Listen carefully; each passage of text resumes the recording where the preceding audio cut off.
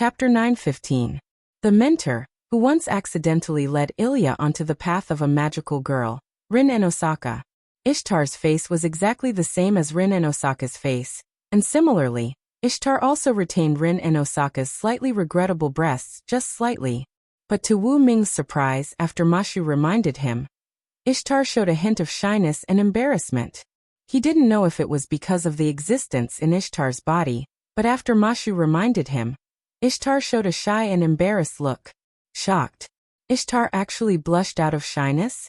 But seemingly noticing Wu Ming's surprise, Ishtar's face suddenly changed, and her slightly red cheeks instantly became normal. In the next second, Tianzhou's horse Anna flew in through the big hole in the ceiling. Ishtar jumped slightly and sat directly on horse Anna, and let horse Anna rise into the air and stay away from Wu Ming. It could be considered as indirectly preventing her from being exposed. However, Wu Ming didn't give Ishtar any face. When Ishtar sat on horse Anna and moved, Wu Ming directly said the truth of his guess. By the way, were you hiding over there just now? Sigh. Wait, no, why would I hide over there? Although Ishtar seemed a little flustered, she immediately pretended to be calm. I thought you didn't dare to see me. In that case, let's get straight to the point. Wu Ming no longer held back with Ishtar. Come back to Uruk with us, mistress of the heavens Ishtar. The Uruk needs the power of your goddess.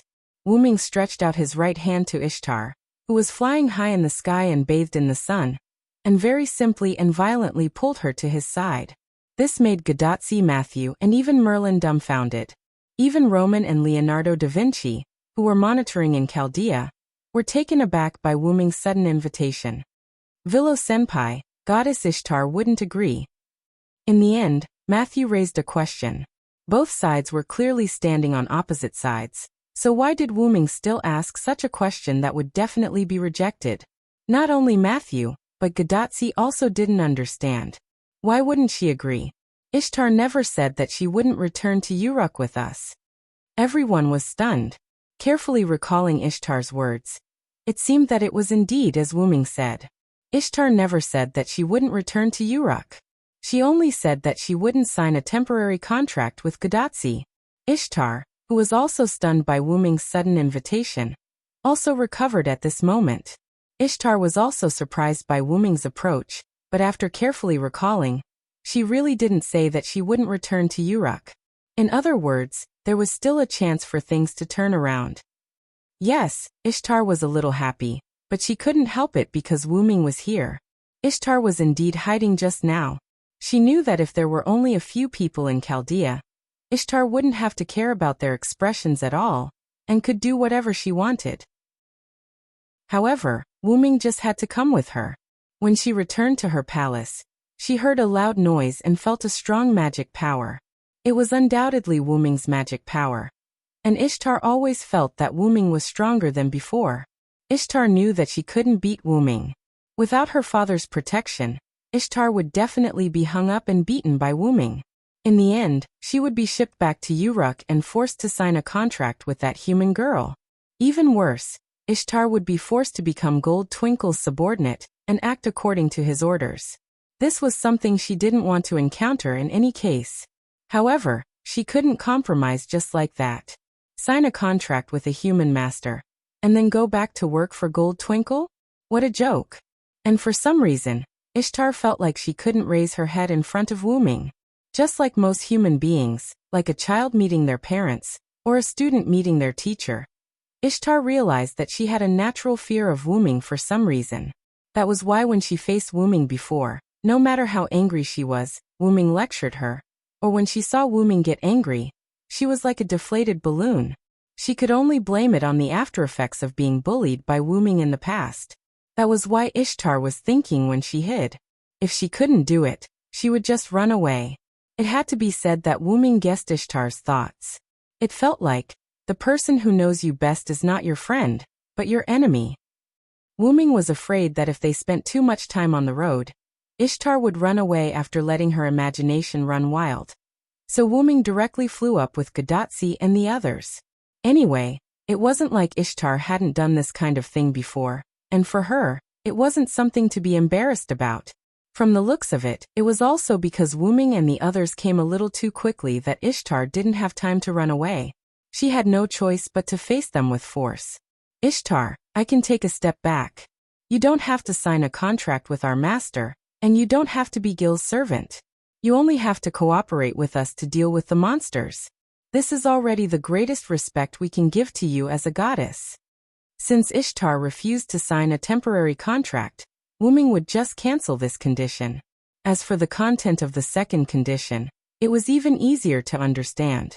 We have already made a big concession. I hope you can consider it. After Wu-Ming finished speaking, he didn't say anything else. This made Ishtar a little surprised that Wu-Ming would actually give in.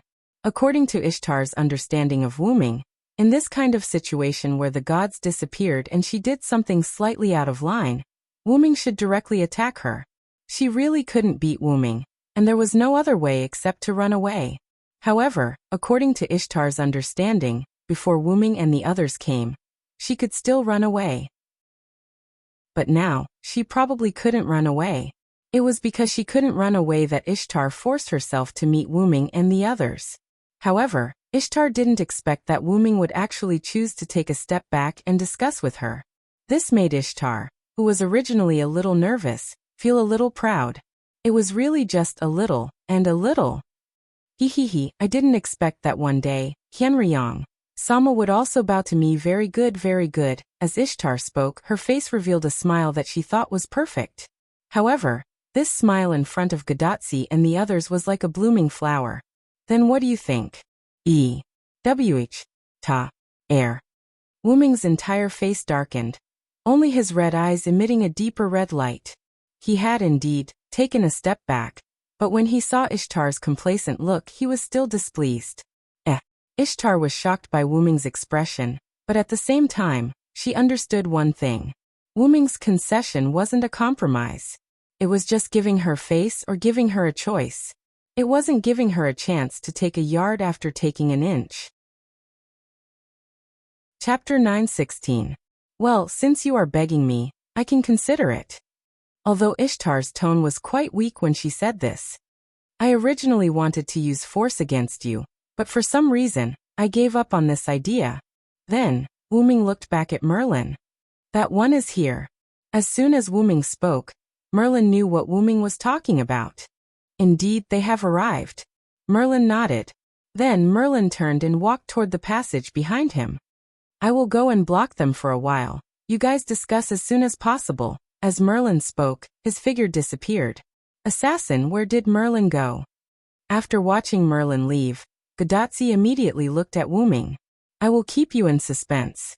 Wu-Ming smiled at Gadatsi, then looked back at Ishtar flying in the sky. One last thing, I will fight for 1/10 of the treasures in Gil's treasure vault for you as a reward. 1/10. Ishtar was surprised, but the corners of her mouth subconsciously curled up. It was a surprise that came from the bottom of her heart. King Gilgamesh's treasure? Matthew couldn't help but repeat. Gilgamesh is the great king who collected all the treasures in the world. Even 1/10 of the treasures in the treasure vault is priceless. The goddess of beauty, harvest and battle, mistress of the heavens Ishtar. You don't have to listen to the orders of Chaldea's master Tachika, or the Uruk king Gilgamesh. You only need to listen to my instructions and fight the monsters with us. I will also fight for 1/10 of the treasures in King Gilgamesh's treasure vault for you as a reward. How about it? Can you accept it? Wu-Ming's voice was like magic as it entered Ishtar's ears like a bell. No problem. I accept. Ishtar looked proud as if she had earned a lot. In fact, when Wu-Ming proposed to work together, Ishtar was hesitant to agree. Who would have thought that Wu-Ming would ask for 1/10 of the treasures in Gilgamesh's treasure vault as a reward? This was something that Ishtar didn't expect. If she didn't agree now, what if Wu-Ming went back on his word later? That was 1/10 of the treasures. It was more than enough to renovate this dilapidated temple. Ishtar, who was flying in the air, giggled as she fantasized about the treasures in her hands. She didn't notice the parchment in Wu-Ming's hand, nor did she notice that there were 3 red marks on the back of Wu-Ming's hand that looked like a bow and wings. 1 left wing, 1 right wing, and 1 arrow sandwiched between the left wing and the right wing. This was the pattern on the back of Wu Ming's hand. Then the contract has been established. Looking at the contents of the parchment, Wu Ming showed a triumphant smile. Ishtar. Yes.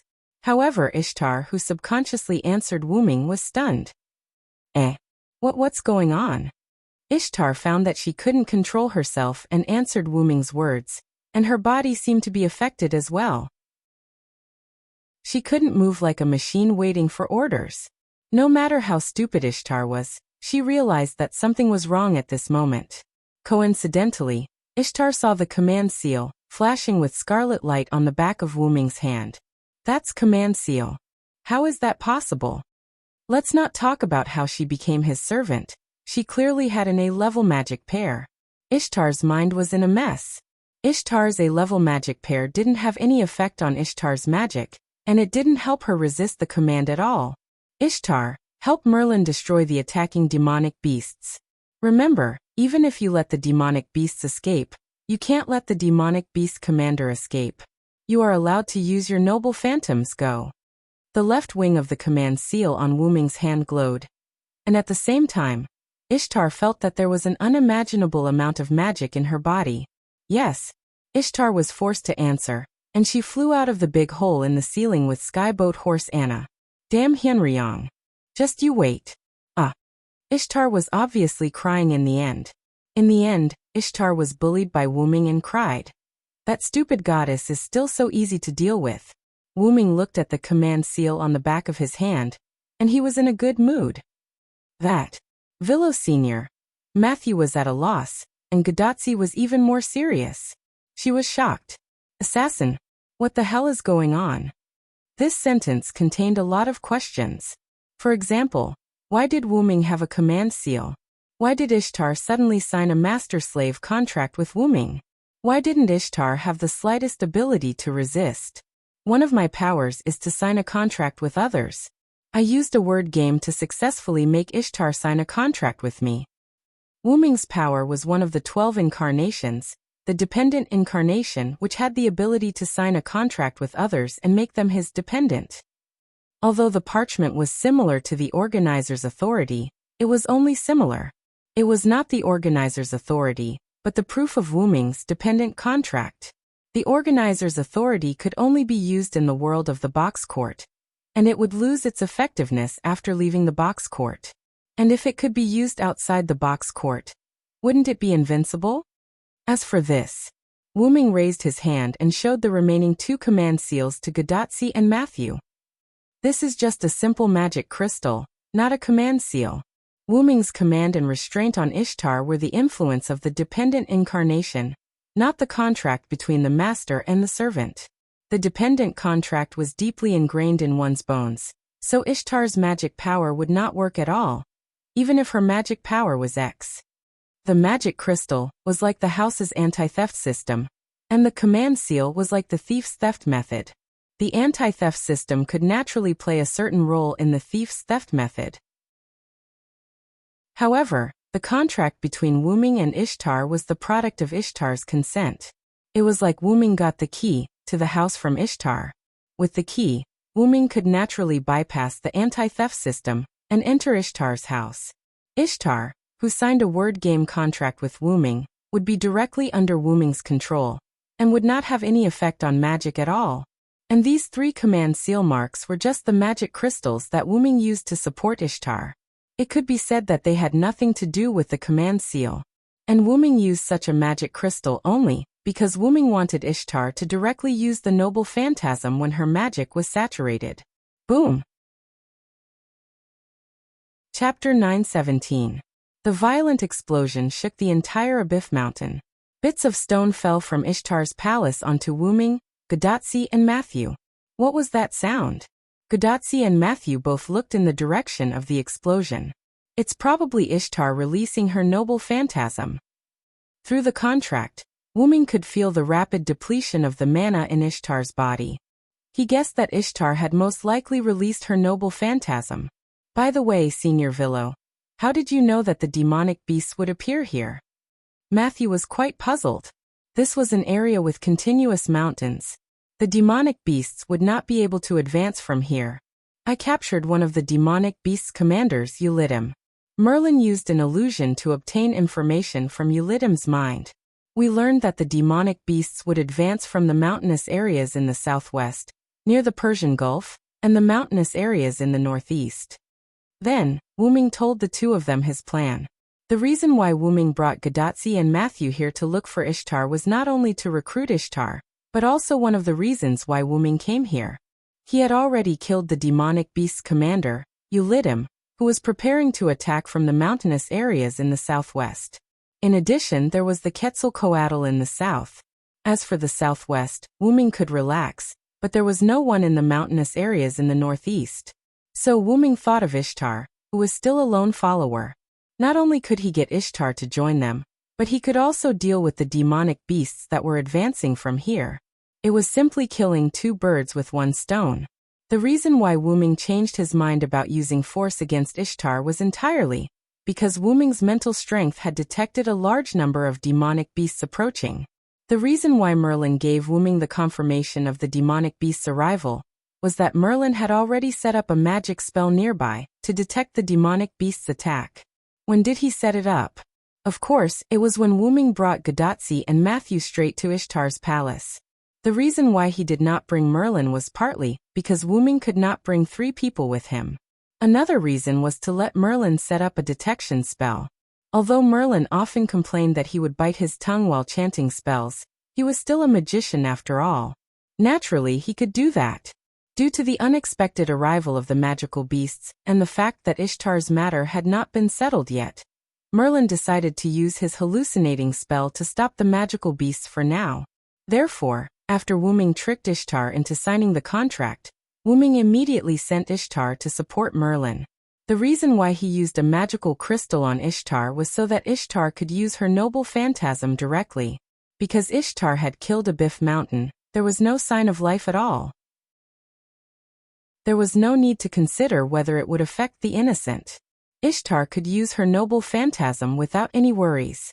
Moreover, even if she could not kill the demonic beast commander, the other mass-produced demonic beasts would definitely be killed. At this time, if they went to support the demonic beast commander, it would most likely be the death anniversary of the demonic beast commander next year. Let's go to Chica, Matthew. It's time to deal with the demonic beast commander. Although the entire northeastern region of Mesopotamia was full of mountains, it was rare that there was a small barren plain between the mountains and the northern wall. There were no obstacles in the south of this small plain, and it could directly connect to the Uruk. However, because there were mountains in the east, north, and west of this plain, it was not included in the range of the northern wall. The northern wall was close to the mountains in the west of this plain. Logically speaking, there was no need to worry about the mountains. After all, demonic beasts could not cross the mountains. However, since the demonic beast commander's raid on the Uruk, Gilgamesh set up a defensive barrier nearby. After all, no one knew if the demonic beast commander had more methods that humans had not seen before. Although the strength of the temporarily designed barrier could not be compared to the northern wall, it was only used to delay time after all. This was a plain. If demonic beasts really crossed the mountains and came here, the soldiers on the defensive wall would be able to see it at a glance. Then, the barrier here would temporarily block the demonic beasts while the soldiers lined up to report to the Uruk. Because this place was not far from the Uruk, it was convenient for them to inform the soldiers or send more soldiers. However, there had never been any traces of demonic beasts here. Perhaps the demonic beasts were really blocked by the mountains. But even so, Gilgamesh would not be careless. It was because of his carelessness against the demonic beast commander that the Uruk was ambushed from the underground that night, and 1/3 of the population was killed or injured. Once a large number of demonic beasts appeared here, the situation would definitely be terrible. After all, this place was very close to the Uruk. If the demonic beasts broke through here, the entire Mesopotamia might be doomed. After all, the demonic beasts that gathered together were not terrible. The terrible thing was that the demonic beasts that broke in would spread out and slaughter the human beings on the land behind the northern wall. Therefore, to be on the safe side, Gilgamesh also sent 2 servants who survived the last beheading operation to this place. On the temporary wall of the defensive wall, A girl wearing a rather revealing ancient Japanese-style armor walked up. A katana was hanging horizontally on her waist, and her long hair was tied into a knot on the left side to form a bun hairstyle. After that, her left ponytail fell to her waist. She looked quite handsome. This person was one of the 2 surviving servants, Rider. Her real name was Nuwakamaru. As usual, she needed to check the situation of the soldiers and see if there were any demonic beasts attacking. Nuwakamaru-sama, you came to inspect again. The soldiers were accustomed to it. They were quite respectful to the strong person who was summoned by King Gilgamesh. The young girl was agile and strong in martial arts. She was also kind and treated the soldiers equally. Thus, she was deeply respected by the soldiers. Demonic beasts won't come to the mountains, and we are here. You can rest assured. A soldier patted his chest and vowed. Several soldiers next to him also nodded in agreement. In this regard, Nuwakamaru smiled and shook her head. The defeated general only wants to complete the king's order to make up for his mistakes. Naturally, he should take it seriously. Nuwakamaru-sama's words are very true. However, everything is this poor monk's fault. Everything is this poor monk's fault. This poor monk should be punished twice. A monk with a large number of weapons on his back and a katana in his hand followed behind Nuwakamaru. This person was one of the 2 surviving servants, Lancer. His real name was Musasobo Benkei. Chapter 918. Don't say that, Bianqing. No matter what, you saved my life. Nyoruowan closed his eyes. It was as if he was recalling the last moment of the operation to decapitate the commander-in-chief. At that time, 10 servants carried out the beheading operation. The reason why Nuwakamaru and Musasobo Benkei survived was entirely because Musasobo Benkei, who was Nuwakamaru's minister, saved Nuwakamaru from being killed by the beasts. Musasobo Benkei pulled Nuwakamaru into the Euphrates River. However, there were also mass-produced beasts in the river. The winged mermaid Kururu. Musasobo Benkei and Nuwakamaru were almost killed by the winged mermaids. Fortunately, Musasobo Benkei activated his noble phantasm in time, and temporarily affected the spirit of the winged mermaids. Musasobo Benkei and Nuwakamaru were able to escape, but both of them were seriously injured. It could only be said that it was fate. Although both of them were seriously injured, they were lucky not to die. By coincidence, both of them drifted to the North Wall. Both the Euphrates River and the Tigris River flowed through the North Wall. In the past, the Uruk did not defend these 2 rivers, causing a large number of winged mermaids to appear from the river, and cause damage to the surrounding area. After that, according to Gilgamesh's plan, people set up a similar gate at the position of the 2 rivers passing through the North Wall. The effect of the gate was simple. Beasts couldn't swim through, and the river flowed normally. Since demonic beasts couldn't swim past the barrier, the servants naturally couldn't swim past it. Nyoruowaru and Musashi Benkei were blocked outside the barrier.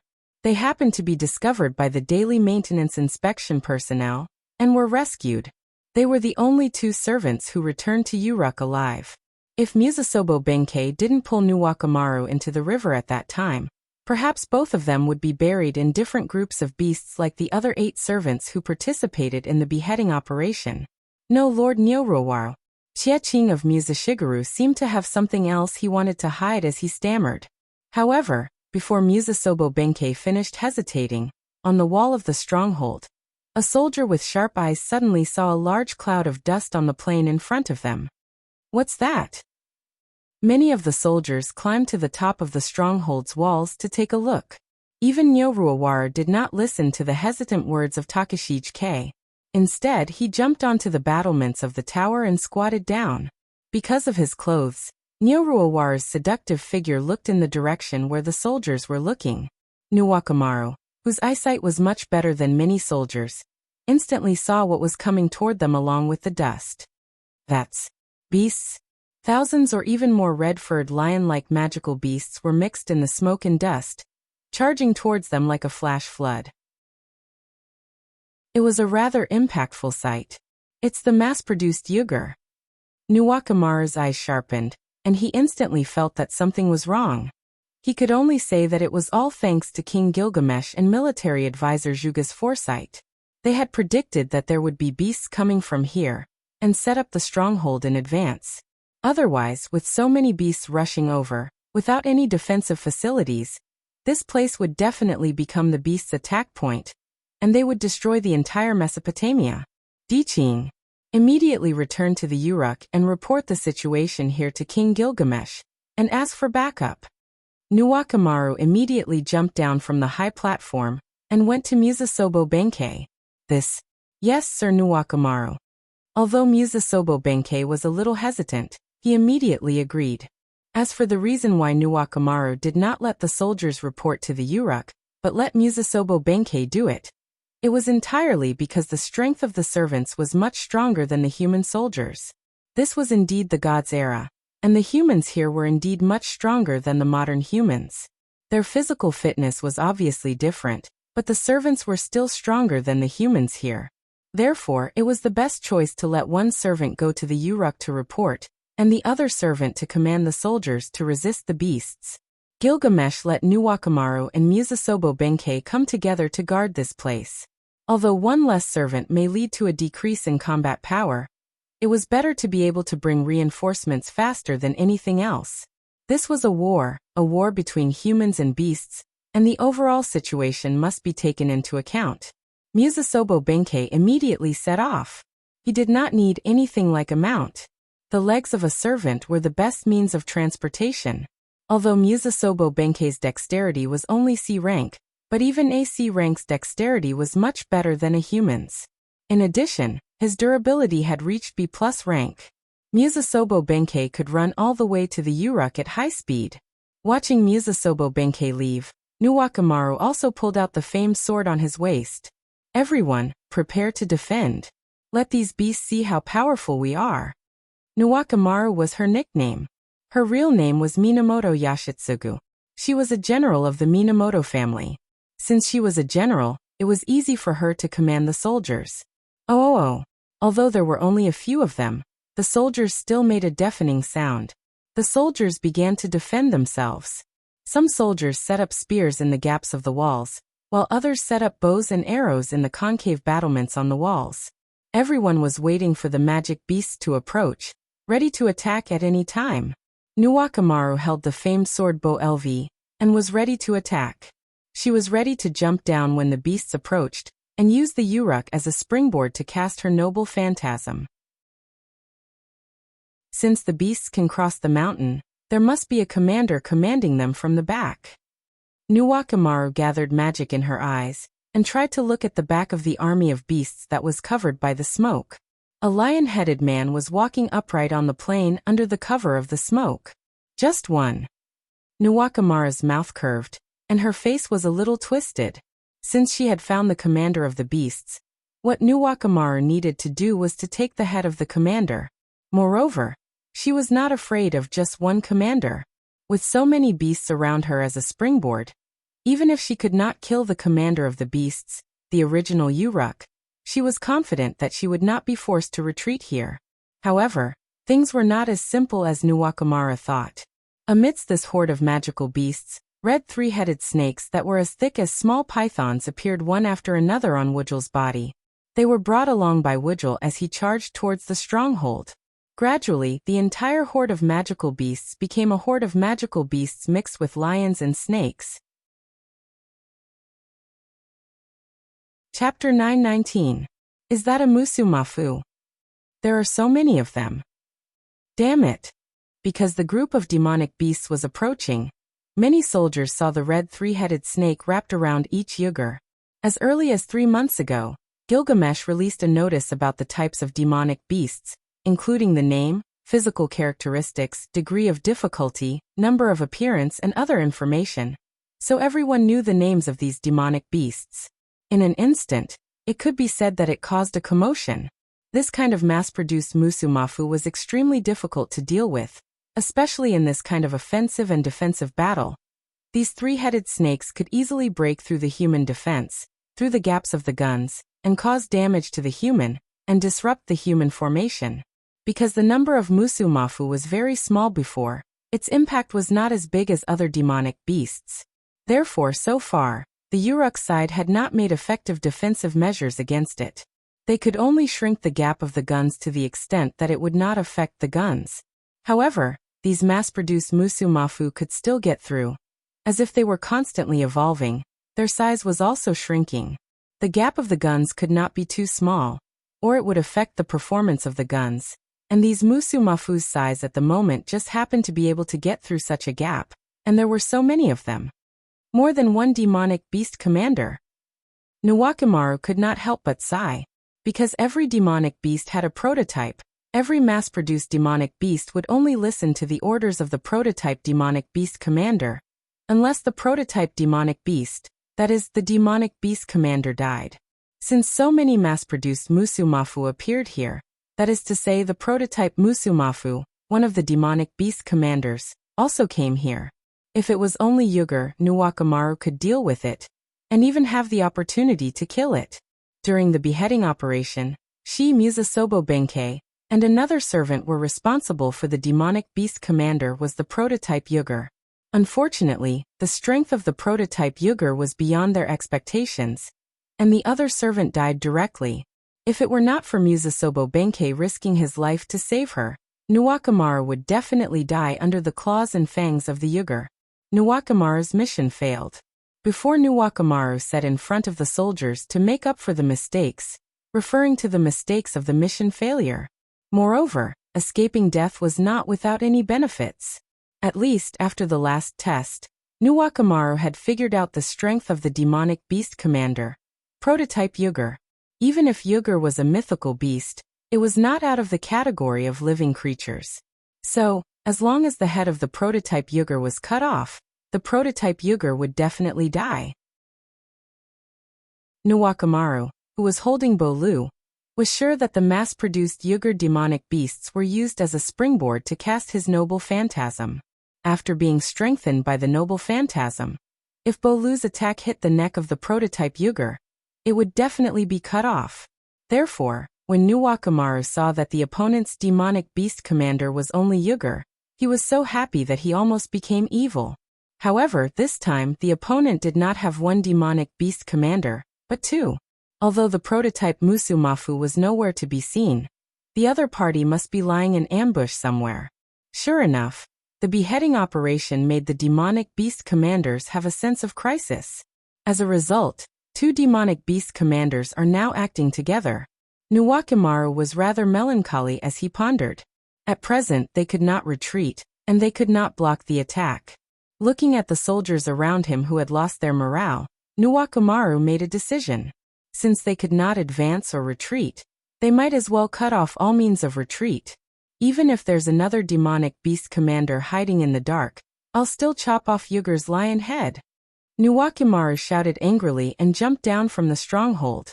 She had decided to take the initiative. Master Nuwakimaru. The soldiers looked at Nuwakimaru's figure and could not help but worry. Retreat immediately. It's useless to stay here. Return to Uruk as soon as possible to get reinforcements. I'll hold the opponent back. Nuwakimaru did not even turn his head as he finished speaking and directly rushed towards the demonic beasts. The soldiers on the stronghold looked at each other. Although Nuwakimaru said so, they still could not make up their minds. If it was only Yugur, they could still hold on for a while. However, Yugur was entangled with Musumafu. Once Yugur brought Musumafu close to the stronghold, those Musumafu would definitely squeeze through the gaps between the weapons. There was no need to think about it. They definitely could not stop them. However, he couldn't just become a deserter and abandon Nyoruwan. For a moment, the soldiers did not know what to do. However, the attentive soldiers discovered a problem. Something's not right. Based on the time it took for us to see the demonic beasts, the demonic beasts should have already rushed over at this distance. The attentive soldiers raised their doubts. The soldiers began to look around and discovered that the demonic beasts had not rushed over even after a long time. There was no change in the distance at all. Ever since they discovered Musumafu, the soldiers lost their morale and did not observe the enemy's situation. That was why they did not discover anything. Now that they observed again, the soldiers really did discover something different. In the middle of the plains, a white-haired man holding a magic staff appeared out of nowhere and stood there. Is that the court magician, Lord Merlin? Some of the soldiers had seen Merlin before and immediately recognized the strange-looking Merlin. Could it be that Lord Merlin is helping us? That must be it. Otherwise, why would the demonic beast seem to be walking on the spot? It had to be said that when humans faced a crisis, there would be a moment when their minds would become emotional. However, when humans escape from a crisis and calm down, their minds would also become clear in an instant. Indeed, Merlin had cast an illusion spell and successfully stopped the demonic beasts. However, it could only last for a while. Nuwakamaru, who had rushed out, also saw Merlin's figure. However, since she had already rushed out, there was no reason for her to return. Therefore, Nuwakamaru rushed to Merlin's side in one breath. Lord Merlin? Why are you here? Nuwakamaru was a little excited. It seemed that the Uruk's reinforcements had arrived. I just happened to pass by. The Uruk side still doesn't know the situation here. Merlin, who saw Nuwakamaru's expectation, gave her a merciless blow. Are you the only one who came here? Is this too dangerous? Nuwakamaru was startled. If Merlin's illusion spell was broken, then including Merlin, Nuwakamaru, and many soldiers would become food for the demonic beasts. For example, now. Bang! The sound of glass breaking was heard. The demonic beasts began their official charge as the light purple fog dispersed. I took the initiative to break the illusion spell. Merlin explained the situation without waiting for Nuwakamaru to ask. Lord Merlin. However, while Nuwakamaru was surprised, Merlin immediately spoke again. Don't worry, I didn't say that I came alone. Merlin smiled and then pointed to the sky. Nuwakamaru looked up subconsciously and found that a star was rising. Ngal Takaigalhi mountain shakes the star's salary. Chapter 920. The rising golden star was like a falling meteor, crashing straight into the center of the horde of monsters. Boom! The impact of the golden star directly penetrated the ground. As if it had been blasted by countless TNT, the rocks and soil were instantly burned into black powder by the flames, and then evaporated by the high temperature of the explosion. At the same time, countless monsters were also affected. If someone could see from the center of the explosion, they would see that the monsters were instantly vaporized by the flames and high temperature. The mass-produced Ujul was still fine. At least some of its limbs were left, such as its teeth and skull with a trace of magic power. The mass-produced Musumafu, which was much smaller than Ujul, suffered. Its entire body was engulfed by the high temperature of the explosion, and the flames had completely melted the slender bones of the mass-produced Musumafu. The huge explosion caused the ground to collapse. Although it was not as strong as Wuming's beam of light that affected the entire Mesopotamia, the entire northeastern region was still affected. The defensive barrier that was set up here shook because of the huge explosion. As it was only temporary, its quality was not very good. At this moment, it was in a state of near collapse. The soldiers had all evacuated from the barrier. If he didn't die in the process of fighting with the magical beasts but was crushed to death by the building, it would be really embarrassing. But even if they were far away from the barrier, the soldiers still found out who had released such a terrifying golden star. In Mesopotamia, when the golden star was mentioned, Ishtar would definitely be thought of. As expected, it's Lady Ishtar. Lady Ishtar, the mistress of the heavens? As expected of the goddess. She's still on our side. Long live Lady Ishtar. Oh, Ishtar, who was flying in the sky beside Ma'ana, heard the soldiers' cheers and praises for her. Her originally rather angry mood was now relieved. Ishtar was dissatisfied and even angry that Wuming had used his authority and word games to force a contract with her. After following Wuming's orders to come here, Ishtar's anger, along with the huge amount of magic power that Wuming had transferred to her, and most of the magic power in her body, were channeled into her noble artifact. She released it with resentment towards the monsters. This made Ishtar's noble artifact even more terrifying. At the same time, Ishtar was relieving her anger from falling into Wuming's trap. However, the soldiers thought that Ishtar came to help them because she saw the monsters attacking, and they all praised Ishtar. After hearing these praises, Ishtar felt a little ashamed, but her mood completely changed into pride and joy. Although it was not his intention, Ishtar had indeed helped the humans to eliminate the demon beasts. The humans praised and cheered for Ishtar from the bottom of their hearts, which made Ishtar feel happy, which was rare for Ishtar. Even if she had been spoiled since she was young, Ishtar's nature was still good. Helping the humans, being praised, thanked, and cheered by them, naturally made Ishtar's mood very comfortable. Seems like the situation after the contract is not as bad as I thought. Ishtar was obviously referring to the contract that Wuming had tricked her with his word games. Ishtar lifted the ponytail that was fluttering in front of her chest, and then crossed her arms in front of her chest. Her face showed a hint of sadness. It's just that the magic consumption is a little high. Because she was too upset, in a fit of rage, Ishtar used up almost all the magic in her body. It could be said that the current Ishtar was an empty shell. She really did not have a single bit of magic left. If there were enemies now, other than her advantage of being able to fly, she was completely a lamb waiting to be slaughtered. Looking at the end of the explosion, the ground was completely under the tower, and the ground was filled with smoke and dust. Ishtar nodded. Anyway, there's basically no such possibility. What's wrong? Are you lacking magic? Wuming, who had suddenly appeared beside Ishtar, suddenly spoke.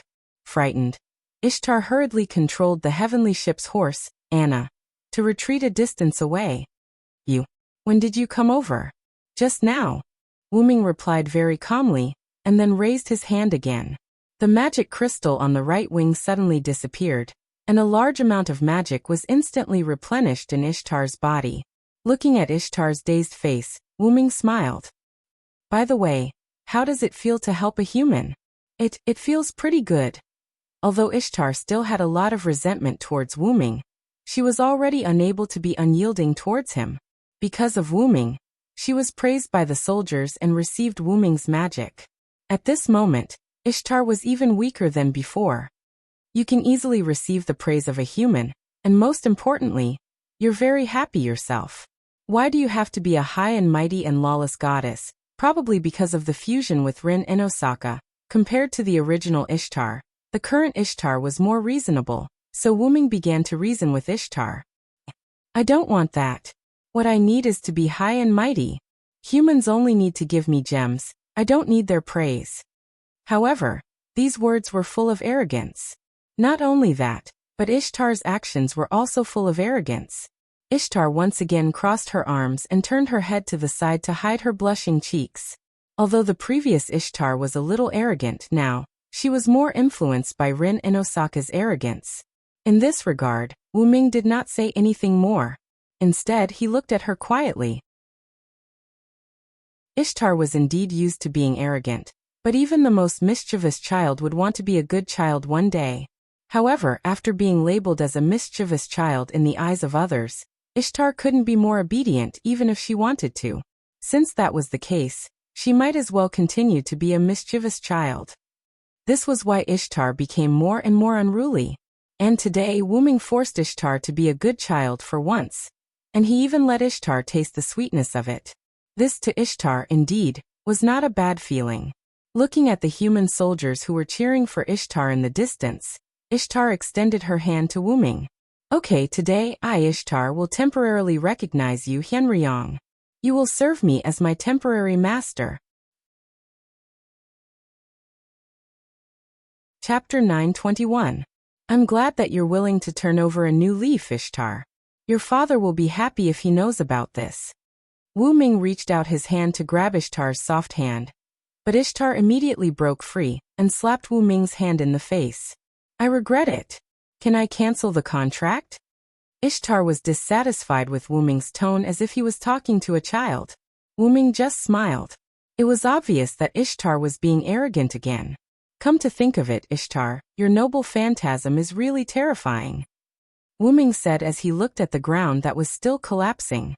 Smoke and dust rose from the ground that was penetrated. However, the food in the pot was from demonic beasts. After all, I used almost all of my mana except for the mana to maintain the current realm. It's natural for me to be able to create such an effect. Ishtar flipped her hair and looked quite proud. After Ishtar used the mana that Wuming gave her, and almost all of the mana in her body, as well as the resentment in her heart, Ishtar's mood became extraordinarily good. In addition to the cheers of the soldiers and Wuming's kind words, Ishtar became even more arrogant. Of course, it didn't mean that Ishtar couldn't do it without Wuming's mana. Ishtar's noble phantasm Mountain Shocking Star's salary, and Galta Kaigelshi, was classified as a mountain noble phantasm. It was sublimated from the deed of killing Abyssal. Although this was a plain, it was still a part of the mountain range. Therefore, the effect of the mountain noble artifact could still be used. Therefore, even without Wuming's mana, Ishtar only needed to supply all of her mana to the noble artifact to easily blow up half of the plane. However, with such a large amount of mana provided by Silent Cry, Ishtar's noble phantasm was able to display an extraordinary effect. Half of the plain between the mountains was directly blown up by Ishtar's noble artifact. Countless demonic beasts were either burned to death by the flames or evaporated by the high temperature. Even if there were a few demonic beasts that were lucky enough to survive, they directly fell into the hole in the ground that was blown up by the explosion. Such a large number of demonic beasts were gone just like that. This could be considered a great victory for the humans. However, the demonic beast commanders definitely wouldn't die. Previously, even Ulidim didn't die under Wuming's multiple spells. Therefore, the two demonic beast commanders who were lucky to survive and fall into the collapsed plane definitely included the two demonic beast commanders who were still alive. After looking at Gadatsi and Matthew who had already met up with Merlin, Wuming then looked at Ishtar.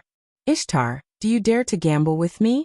Wuming's words piqued Ishtar's interest. Whoa, what is there that this goddess doesn't dare to do? Ishtar proudly puffed out her rather embarrassing chest, looking as if she wasn't afraid of anything. If that's the case, let's go to the underworld. No problem. However, after Ishtar agreed without hesitation, she was immediately dumbfounded. Wait. What did you say? On the ground, Gadatsi and Matthew, who were brought here by Wuming, stood together with Merlin and Nuwakamaru as they looked at the severely collapsed ground in front of them. They were both shocked by Ishtar and the large number of demonic beasts that died. Sure enough, Miss Ishtar is a true goddess. Matthew couldn't recover from the shock for a long time. Right. Merlin, is the demonic beast commander destroyed? Gadatsi, who recovered first, started to talk to Merlin. If it was just an attack like this, the demonic beast commander must still be alive. It probably fell into the underworld below. Walking to the edge of the collapsed ground, Merlin playfully put his head on his forehead and pretended to look down. What entered his eyes was a bottomless darkness. As far as Merlin was concerned, he couldn't see what was at the bottom of the darkness at all. Underworld. Gadatsi and Matthew were shocked when they heard this. An existence related to death was indeed a little uncomfortable for humans. The underworld of Kanzai is connected to the earth. Blowing up a big hole in the ground is the simplest and most violent way to enter the underworld. Gadatsi was shocked by Merlin's words about the underworld of Kanzai is connected to the earth.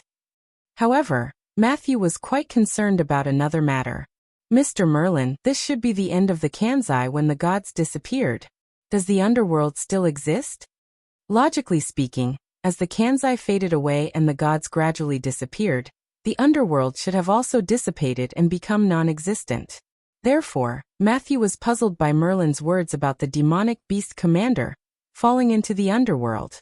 Ha, Matthew, don't forget about the three goddesses alliance. Merlin's tone was flirtatious as he smiled at Matthew. This made Matthew's cheeks turn red with shame. Then Gadatsi stood in front of Matthew and glared at Merlin. So that's how it is. Because the goddess of the underworld of Mesopotamia has returned to this era, the underworld was also brought over. Gadatsi's bracelet emitted Roman's voice. Roman, who was in Chaldea, spoke again while recording the information.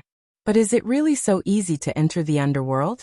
And the entire underground of Mesopotamia is the underworld? In the face of Roman's question, Merlin chuckled and laughed. Well, actually, I don't know much about it, Merlin smiled and scratched his head. However, whether it is the underworld or not, Henryong will definitely go down. Speak of the devil. As soon as Merlin finished speaking, Gadotsi and Matthew saw Wuming and Ishtar rushing down from the sky. If only they could ignore the strange posture of Wuming and Ishtar.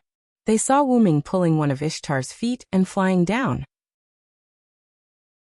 Ishtar's face was dull, and it was obvious that she didn't understand what was going on. Is that His Excellency Henryong? I heard that His Excellency Henryong has returned. It's been a long time since we last met. Nuwakamaru was deeply touched by the meeting between his peers and followers after half a year.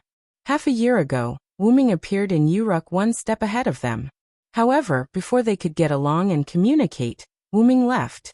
But in the past 6 months, only Musasobo Benkei, Leonidas I, and himself were left.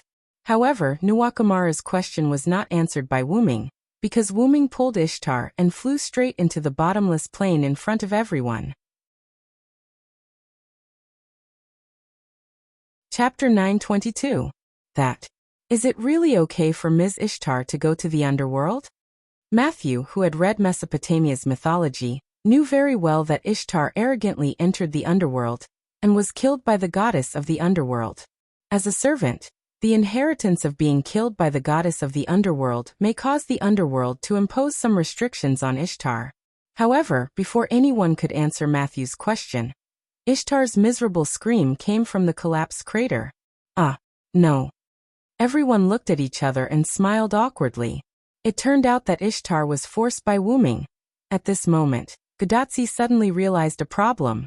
By the way, how do we go down? The way to go down. Well, whether it's me or Nuwakamaru, we don't have the means to safely enter the underworld. If you want to enter the underworld, you have to jump down. Merlin nodded proudly. Jump down. Roman, who was in Chaldea, couldn't help but exclaim. The instruments in Chaldea were interfered with, and they couldn't detect how deep the crater was. How could they jump down directly in this situation? Ms. Nuwakamaru, let's not talk about this for now. Matthew sighed helplessly. Merlin, what are you so proud of? Gadotsi looked at Merlin with contempt. Nuwakamaru put her thin green into the scabbard and also sighed. Right now, we can only wait for the Uruk's reinforcements to arrive before making a decision. There are only a few of us, and we can't enter the underworld. Nyoruawan was, after all, a former general. Before he could determine whether Wuming, Ishtar, and the others needed reinforcements, he could not act on impulse. But, Mr. Merlin, if we take this opportunity to support the senior Villo, can we take down the goddess of the underworld in one fell swoop? Matthew had a bold idea. Yes, if we support Assassin, maybe we can take down the goddess of the underworld in one fell swoop, and then we can focus on the goddess of Warcraft. Thinking of this, Gadotsi excitedly pulled Matthew's hand and prepared to go to the underworld with Matthew. Wasn't it just jumping down? Previously, when they came to this singularity, they had also experienced the experience of falling from a high altitude.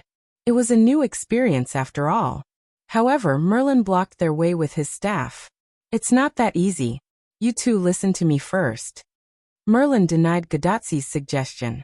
The underworld is full of death energy, and ordinary people can't stay there for a long time. Even if you wear a special magic dress, you can only stay there for a short period of time.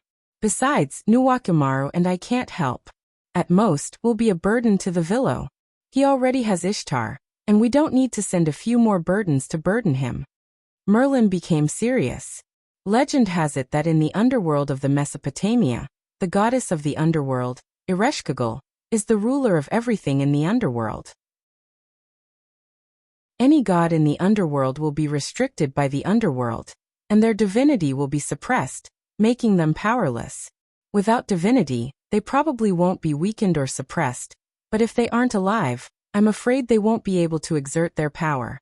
This was the opinion of Roman, who had urgently obtained information about the goddess of the underworld, Ereshkigal.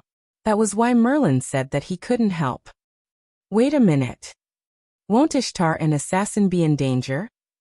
Gadotsi was a little panicked.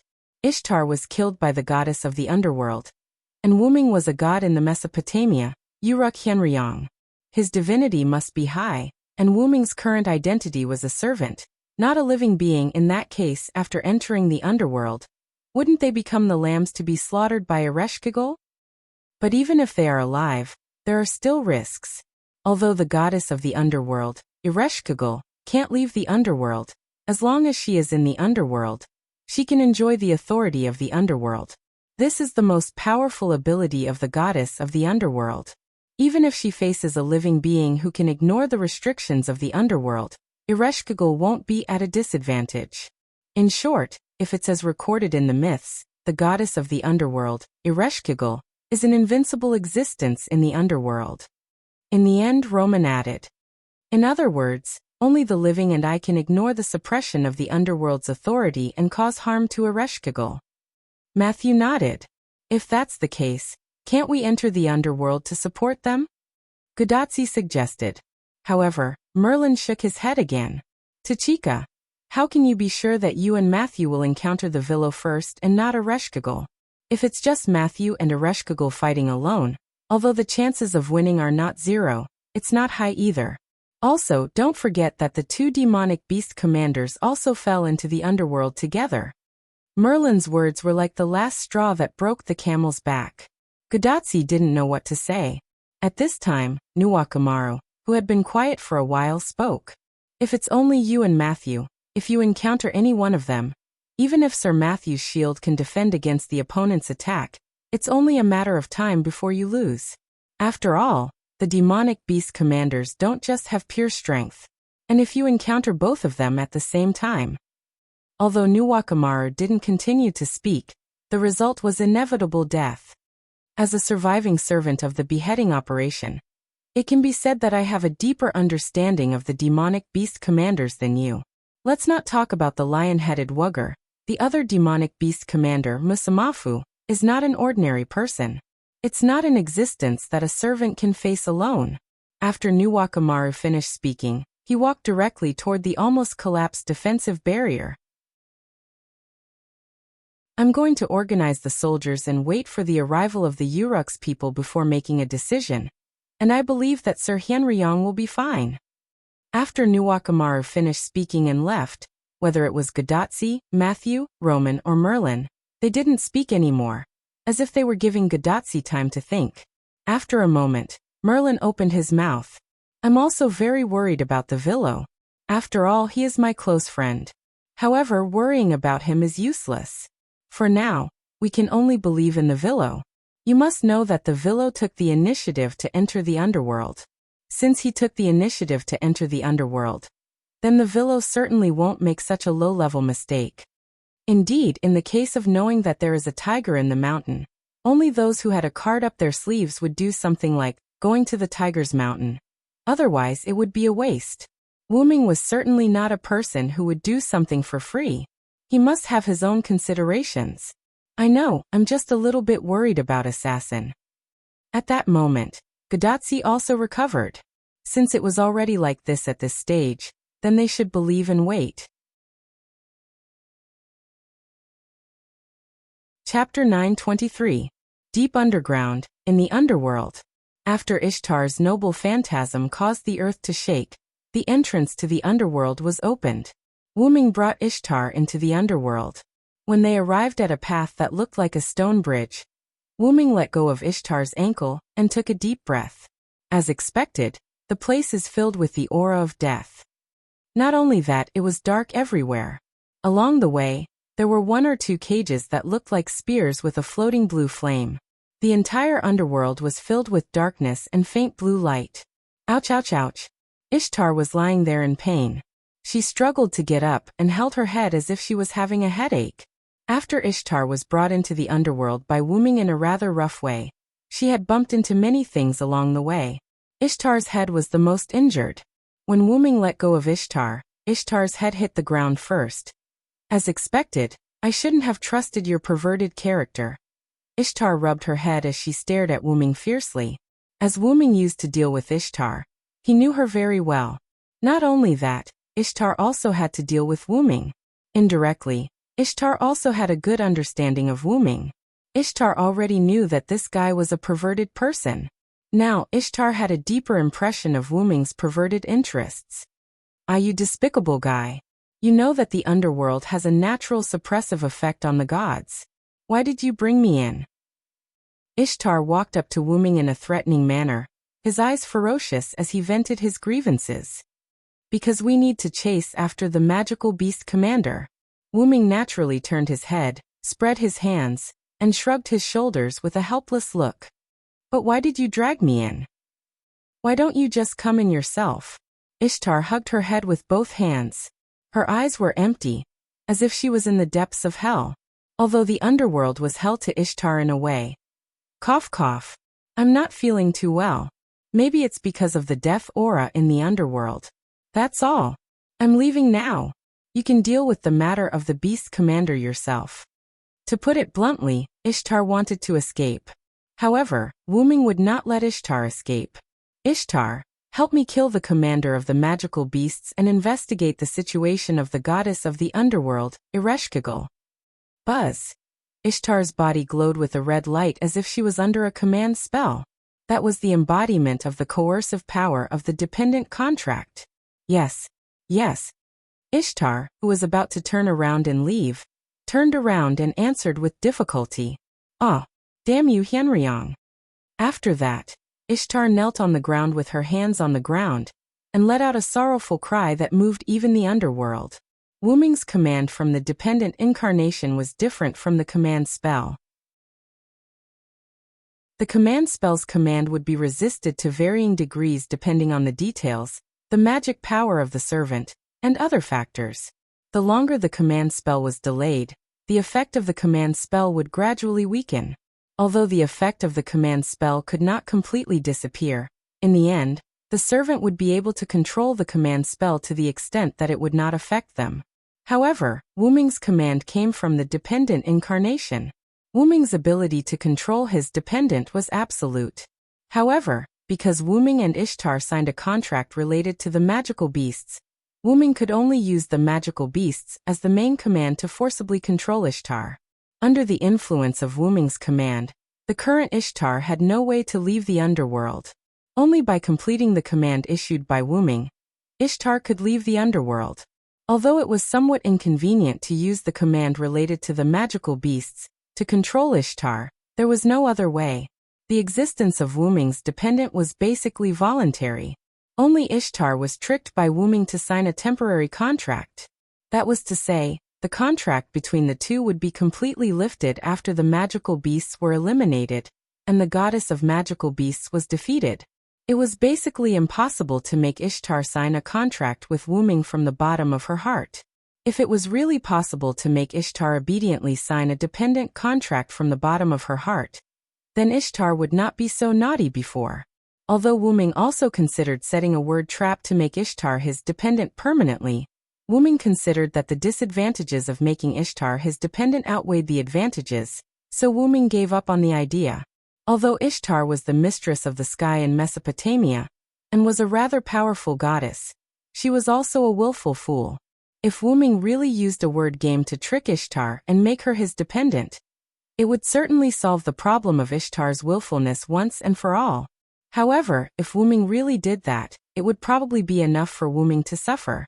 In the end, Wuming would definitely end up tricking himself. Just the attributes of being a fool and a loser could make Wuming suffer. Through the past, Wuming was very sure of this. "Let's go, Ishtar. We came to the underworld for business." After knocking Ishtar's head, Wuming took the lead and walked along the road. "Damn it, I didn't want to come to the underworld. You were the one who dragged me here." Ishtar was now feeling very wronged. "Why am I so unlucky to meet this guy Hyenryong? God, Father God, where are you? Your daughter is now suffering under Hyenryong. Come and save your daughter." Ishtar, who was clearly a goddess, prayed to God.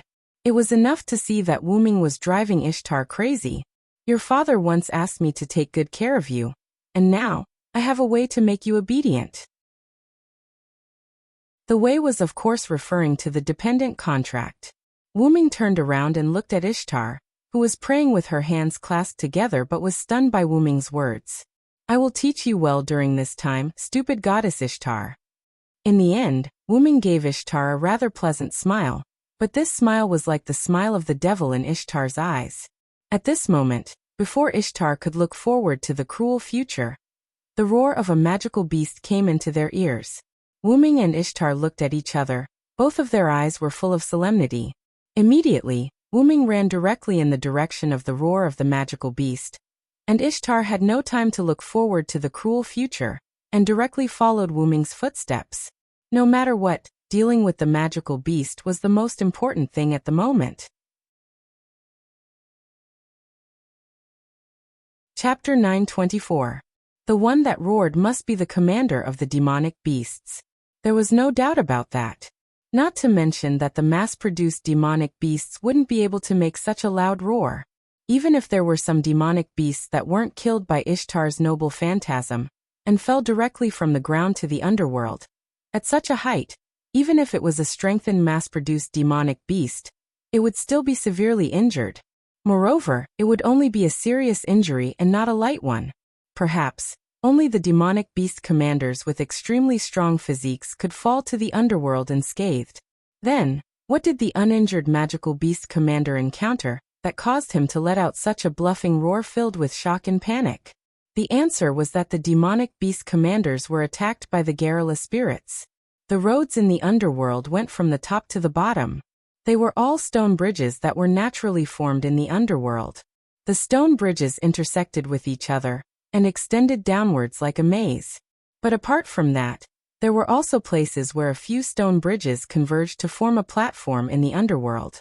At this moment, Wuming and the rather reluctant Ishtar stood at the edge of a stone bridge and looked down at the platform that was formed by the stone bridges. There was a gigantic humanoid creature that was covered in red fur, but had the head of a ferocious lion. It was one of the 11 demonic beast commanders, the lion-headed Wugger. Surrounding the tall Wugger was a group of skeletons with huge claws that didn't have legs. Their claws were as big as the heads of these skeletons. These skeletons were the garrulous spirits. The garrulous spirits emerged from all over the place and swarmed towards Wugger, as if they had seen their enemy. Since these garrulous spirits had no legs and were in the underworld, they all floated in the air of the underworld. Because of this, these garrulous spirits were all over Wujul's body. His head, back, legs, claws, and even the mane on his neck were all firmly grasped by the garrulous spirits with their giant claws. No matter how hard Wujul struggled, he couldn't shake off the garrulous spirits. His physical attacks were basically useless against the garrulous spirits because they were spirits. Every time the garrulous spirit was torn apart by a claw, it would recover in less than a second. The garrulous spirit's claws, on the other hand, were firmly fixed on Ajar's body, while constantly dealing damage to him. Claw marks appeared on Mount Wujul, and traces of blood appeared on Wujul's body, attracting even more garrulous spirits to swarm him. It had to be said that the demon commander's physique was truly tyrannical. If it were a servant, perhaps their spirit base would have already been forced to retreat after withstanding so many garrulous spirits' attacks. However, Wujur was still as lively as ever. Even the angry roar produced by the garrulous spirits was particularly powerful. The demon commander's physique is extremely strong, but it is precisely because of this that they appear to be in a predicament when facing spirits without a physical body. Like a commentator, Wuming said lightly, and Ishtar heard it clearly. However, Ishtar didn't care about it. But this is a demon commander that is comparable to the Father God. The implication was that only those ordinary mass-produced demons lacked the means to deal with spirits. For a demon commander that was not on the same level as a mass-produced demon commander, how could it only have an advantage in terms of physique? Wujul is the lion of the sun. It certainly can't be that its physique is far beyond imagination. After Ishtar finished speaking, as if to reflect Ishtar's words, Wujul finally stopped using its claws to deal with the garrulous spirits. Wujul opened its mouth wide, and a sun-like radiance appeared in the underworld. In an instant, the garrulous spirits that were attacking Wujul were stimulated and retreated. Some of the garrulous spirits that were particularly close to Wujul even died from the intense radiance. In the next second, the radiance hidden in Wujul's mouth turned into flames. The instant Wujul swung its head to the surroundings, the flames were like rays that shot out in all directions. The fire of the sun engulfed a large number of garrulous spirits, and a large number of garrulous spirits perished in an instant in agony. Although the garrulous spirits didn't let out any screams due to the fact that they were spirits, it didn't affect Wudgel's mood at this moment. Roar! Wudgel let out a victorious roar, and its roar echoed throughout the underworld. Why, aren't you going to attack? Now is a good opportunity to get rid of Wudgel, isn't it? Ishtar looked at Wuming. Although a sneak attack wasn't a good thing, this was war. In a war between humans and demons, the true essence of war was to win by any means necessary. Besides, demons didn't have human rights. A sneak attack would be over. However, Wuming still chose to wait and see. Don't worry, someone will come and take care of this guy. Just by killing a few garrulous spirits, it let out a triumphant roar that resounded throughout the underworld. Who did it think it was? It could only be said that this prototype Wudgel's brain wasn't as good as the prototype Ulidim that Wuming killed. It didn't understand whose territory it was. This was the territory of the underworld goddess, one of the three goddesses' alliance. The underworld goddess was an existence that was on par with the goddess of magical beasts. Demons of the goddess of magical beasts, why are you behaving so atrociously in my underworld? Why are you provoking me? The voice of a creator resounded throughout the underworld, and Wudgel subconsciously shut its mouth. Ishtar was so frightened that she trembled. At the same time, Ishtar also understood who Wuming was referring to when he said, "Someone will come and take care of Wudgel." It sounds a little like your voice. Wuming glanced at Ishtar. However, Ishtar rolled her eyes at Wuming. What nonsense are you talking about? This voice clearly belongs to Ereshkigal. Ishtar didn't want to talk about Ereshkigal. It could be said that other than Wuming, only Ereshkigal could give Ishtar a headache. After all, Ereshkigal had once stripped, pierced, and killed Ishtar when she was in the underworld. Before Ishtar could recall the past, Ereshkigal spoke again. Since you dare to behave atrociously in my underworld, prepare to die. Chapter 925. However, the words that sounded like a death sentence did not strike fear in Euchre. Although Wudgel had subconsciously shut its mouth, it did not mean that it was afraid. Perhaps this was what the saying, "the ignorant are fearless," meant. Roar! Perhaps Euchre's brain was really not working well. It actually roared at the majestic voice in the void as if it was provoking it. Is it crazy? Wuming, who could understand the language of the monsters, naturally knew what Euchre was doing. After translating and subtracting the profanities, it was more or less bring it on. But a mere Euchre actually dared to challenge the goddess of the underworld alone? Both Wuming and Ishtar knew that Euchre would die without a doubt. As expected, after Wudgel let out a roar, black and gray stone pillars rose from the ground at irregular angles, as if they were dead.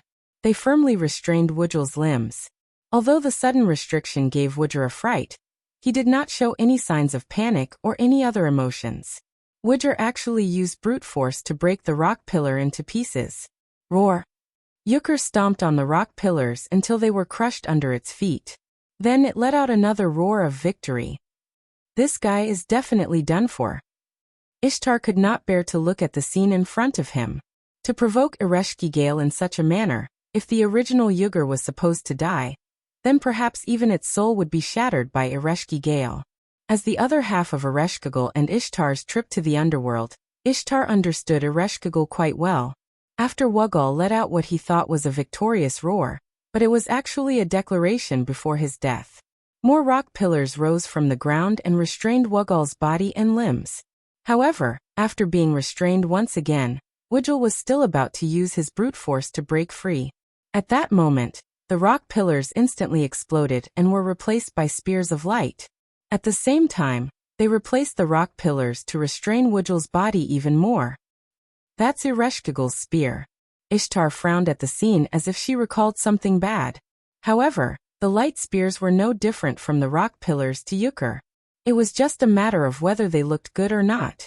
However, just as Wudger was about to use the brute strength his mother had bestowed upon him to break free from the spears of light, a large number of new spears of light instantly appeared on the spears of light. They pierced into Wudger's flesh, causing him to cry out in pain. Roar, roar, roar. The light spears didn't miss a single part of Yukur's body. From top to bottom, head, neck, shoulders, chest, back, waist, abdomen, legs, knees, arms, and joints, they didn't miss a single spot. And because they pierced into Yukur's limbs, waist, and abdomen, Yukur's brute force was sealed and he couldn't use it anymore. I didn't expect Yukur to be able to withstand this attack.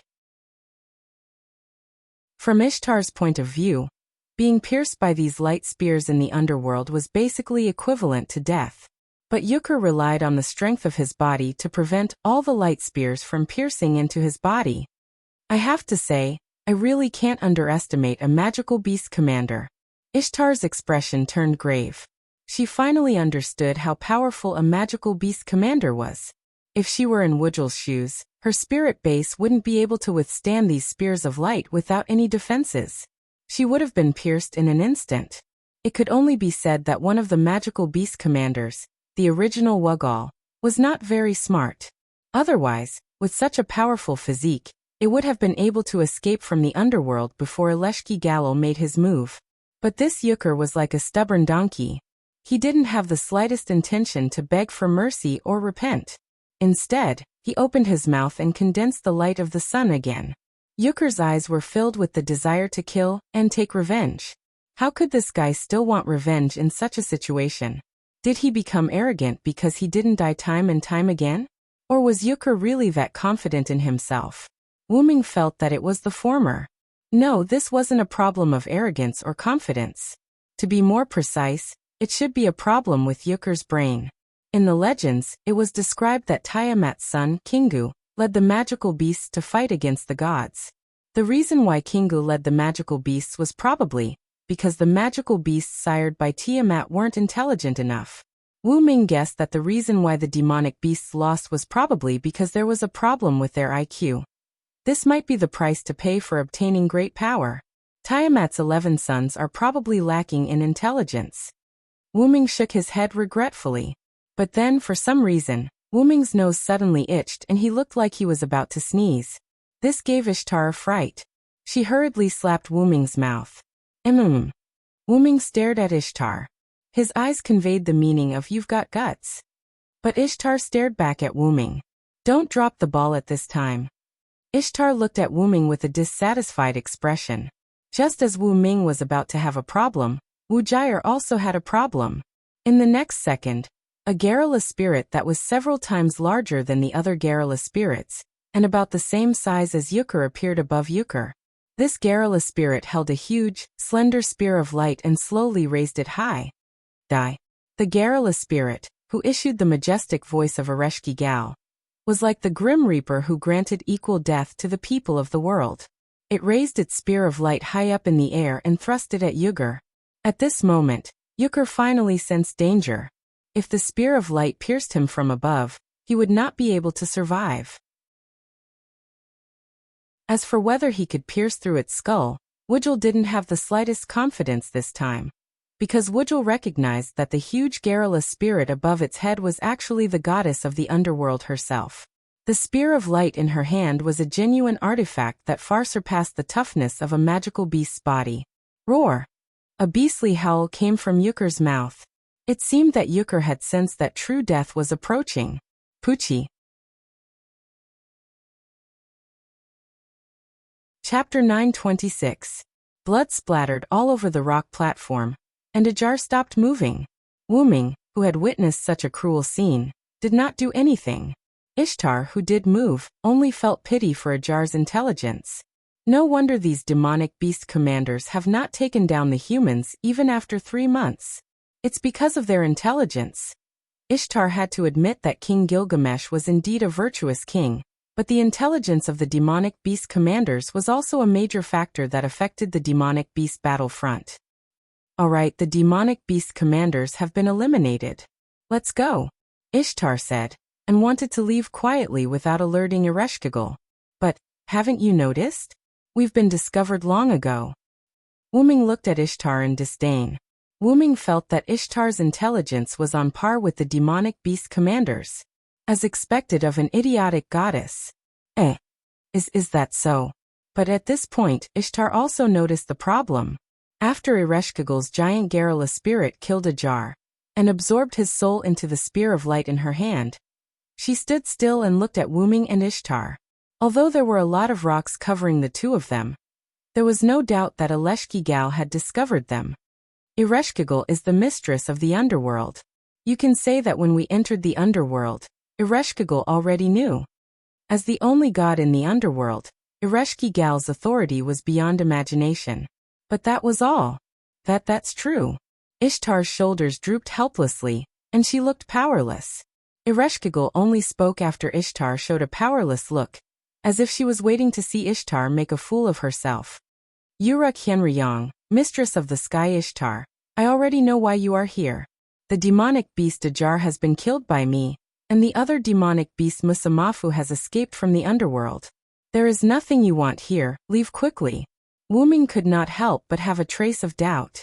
Wuming also guessed that Ereshkigal might not attack him and Ishtar, but Wuming did not expect Ereshkigal to let him and Ishtar leave just like that. Obviously, the other party was a member of the Three Goddesses Alliance. Obviously, the other party was a goddess who was hostile to humans. How could she let them go so easily? Obviously, they were on the side of humans. How could she let them go so easily? Damn it. Just listening to Ereshkigal's arrogant tone made Ishtar quite angry. However, Ishtar's brain was not as bad as Ajar's. At that moment, Ishtar pulled Wuming's arm. You see, Ereshkigal also let us leave, let's go. However, Wuming was not moved because Wuming came to the underworld not only to eliminate the demonic beast commander. Wuming's order to Ishtar was also very clear. Eliminate the demonic beast and investigate the underworld goddess. It's not easy to have the opportunity to get in touch with Ereshkigal, you can leave first. Wuming's order to Ishtar to eliminate the demonic beast commander had been completed, so the power from the dependence that restricted Ishtar from leaving the underworld had disappeared, and Ishtar could leave the underworld now. You want to face Ereshkigal alone. The original whisper was also raised a few decibels, because of surprise. Hey, although I don't want to admit it, you are the strongest on our side, right? How can you face one of the Three Goddesses Alliance alone? What if something happens? Ishtar lowered her voice as much as possible and leaned over Wuming's ear and nagged. However, the response to Ishtar was Wuming's palm. I actually let an idiot like you worry about me, how embarrassing. Wuming's palm pressed onto Ishtar's beautiful face, which could be considered as a response to Ishtar's previous slap on his face. Damn. I'm not worried about you. I'm just worried. If you die, my reward will go down the drain. Ishtar struggled to pull Wuming's hand up from her face, while looking for an excuse for herself, like a proud textbook. Helplessly smiling, Wuming finally persuaded Ishtar to leave. You should go back to the surface first. I'm a little worried about the escaped Musumafu. Ereshkigal would not lie about this kind of thing, so the other demonic beast commander Musumafu must have escaped. Looks like the demonic beast commander is not completely brainless like Wugger. At least the demonic beast commander Musumafu would escape, unlike the stubborn Wugger. In the end, Ishtar also compromised. I know, you be careful. After Ishtar finished speaking, she summoned the heavenly ship's horse Anna, placed her hand on the horse Anna, and Ishtar slowly rose. No matter what, since Ereshkigal is willing to let us leave, it probably means that she doesn't have any ill intentions towards us. However, when she said this, Ishtar felt awkward. How could Ereshkigal not have any ill intentions towards her? In short, you should be careful with your words, there shouldn't be any danger. You are the god that Enkidu once believed in. Even if it's because of Enkidu who treated Ereshkigal with respect, she will still let you go. I know, you should leave quickly. I am your senior in terms of seniority. How can a junior instruct a senior? You, on the other hand, don't be ambushed by another demonic beast commander when you pass through the exit that connects the underworld to the surface. Musumafu must have escaped from the entrance to the underworld, which was the collapsed ground that Ishtar blasted open. It was impossible for it to escape from other places. I know. What a hateful guy, nagging like an old man. So what if you are my senior? Emph. Ishtar turned her head and left angrily. Old man. Wuming subconsciously touched his chin. Although he looked young and was definitely much younger than Ishtar, He was someone who was on the same level as Ishtar's father, the main god of Sumer, and in short, he would definitely take advantage of Ishtar. What else do you want, Yuruk Hyenryong? The conversation between Wuming and Ishtar was actually being monitored by Ereshkigal. Although she was still speechless towards Ishtar, Ereshkigal was more concerned about why Wuming was looking for her. Ereshkigal knew that the reason Wuming was looking for her was definitely not as simple as the reason that Wuming used to brush off Ishtar. Ereshkigal, Enkidu's tomb is still there, right? Chapter 927. That's right. Wuming cared about nothing else but Enkidu's tomb. According to Gilgamesh of this world, after Enkidu of this world died, because Enkidu treated Ereshkigal with respect when he was alive, his corpse was buried in the underworld by Ereshkigal. In the Mesopotamia of the parallel world that Wuming experienced, Enkidu's soul was preserved by Wuming, and his corpse was given to Gilgamesh to deal with. It was probably buried in the underworld as well.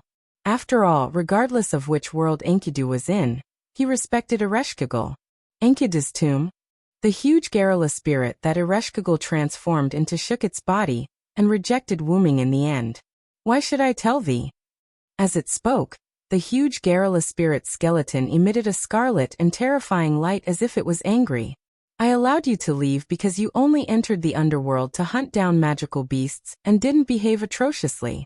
I haven't even punished you for the crime of exploding the sky of my underworld. However, Wuming was not flustered at all. After the gods disappeared, the underworld should have disappeared as well. It's only because of your reappearance that the underworld returned with you. However, the underworld that returned with you should only be a part of it. Hearing this, the huge Garrula spirit maintained its fierce posture, but it did not continue with its next move. Wuming was right. If it was the underworld of the past, it would have spread throughout the entire Mesopotamia. However, after the gods disappeared, the mysterious existence of the underworld also disappeared. However, because Ereshkigal descended as a servant, as a goddess who could not leave the underworld naturally appeared with Ereshkigal.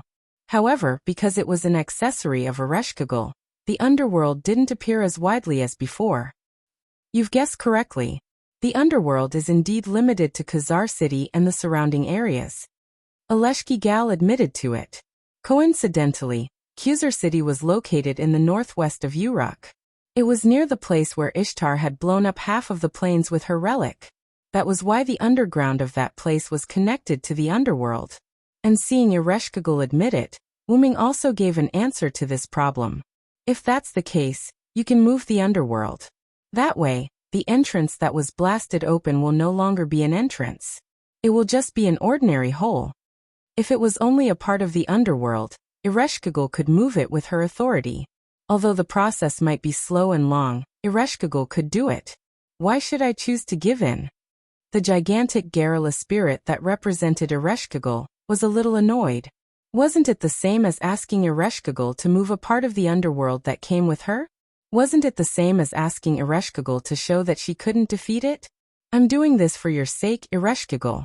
Don't forget about the monster that escaped. It will definitely report the general location of the underworld to the goddess of magical beasts. It's a terrible thing for the base camp to be discovered, isn't it? This made Ereshkigal fall into deep thought. Indeed, because of its body, Musumaf didn't fall directly into the depths of the underworld like usual. Instead, it fell very close to the ground. Moreover, it had a snake body, so it quickly climbed up the cliff and escaped from the underworld. If it really returned to the northern fir forest, it would definitely know about the situation in the underworld. In a situation where he was unable to leave the underworld, and the opponent still had several magical beast commanders with extremely strong physiques, Ereshkigal would indeed be at a disadvantage. Although Ereshkigal knew that the goddess of magical beasts' base camp was in the fir forest, she couldn't leave the underworld. It was only a few nights ago that she could use Ishtar's body, which represented her, to walk on the ground. Now that Ishtar was with Wuming and the others, the idea of using Ishtar's body to walk on the ground had become unrealistic. After saying so much, aren't you still thinking for the sake of humans? Although she didn't know why Wuming would suggest that Ereshkigal move the underworld, Wuming's actions were definitely not harmful to humans. Even if it wasn't for the sake of humans, it definitely wouldn't affect humans. Today, I will tell you that my underworld has already begun to expand and move. Once it succeeds, I will capture all the souls of humans and bring them to my underworld. I will build a kingdom of the dead filled with souls. In other words, you are protecting humans in disguise. Wuming's words stunned Ereshkigal, and she didn't know what to say. If it were any other gods other than the few Sumer gods who truly love humans who say that they want to protect humans, I might be suspicious. However, if it's you, Ereshkigal, I'm willing to believe it. Ereshkigal had been in the underworld since she was born until the gods retreated, and the gods disappeared. It could be said that she didn't have much contact with the outside world. Moreover, because of her fixed position, Ereshkigal didn't have any thoughts of fighting for a god's position. She had been diligently taking care of the underworld. How could a god like her, who was destined to be restricted for her entire life, have any desire? Humans were born with good natures. It was the same for gods. A god who was set up after birth and didn't have much contact with the outside world didn't seem like a god who would harm humans. Although Wuming had never met Ereshkigal before, Wuming believed that Ereshkigal, who had been diligently taking care of the underworld for her entire life, wouldn't become an existence that opposed Mesopotamia. Most importantly, Ereshkigal buried Enkidu's body in the underworld because Enkidu treated her with respect. A god who could make Enkidu treat her with respect couldn't possibly be an evil god, right? You, what are you saying? The huge Garrula spirit's tone suddenly changed. This made Wuming jump, and he froze on the spot. This voice was almost exactly the same as Ishtar's. However, there was a shyness in this voice that Ishtar didn't have. Ereshkigal, who realized that something was wrong, immediately adjusted herself. Ahem. Anyway, my underworld will be decided by me. I will send the Garrula spirit and thou to guide the way. Once you're done inspecting Enkidu's tomb, leave immediately. As soon as she finished speaking, the huge Garrula spirit turned into a blood-red liquid and melted into the rocks of the underworld, disappearing.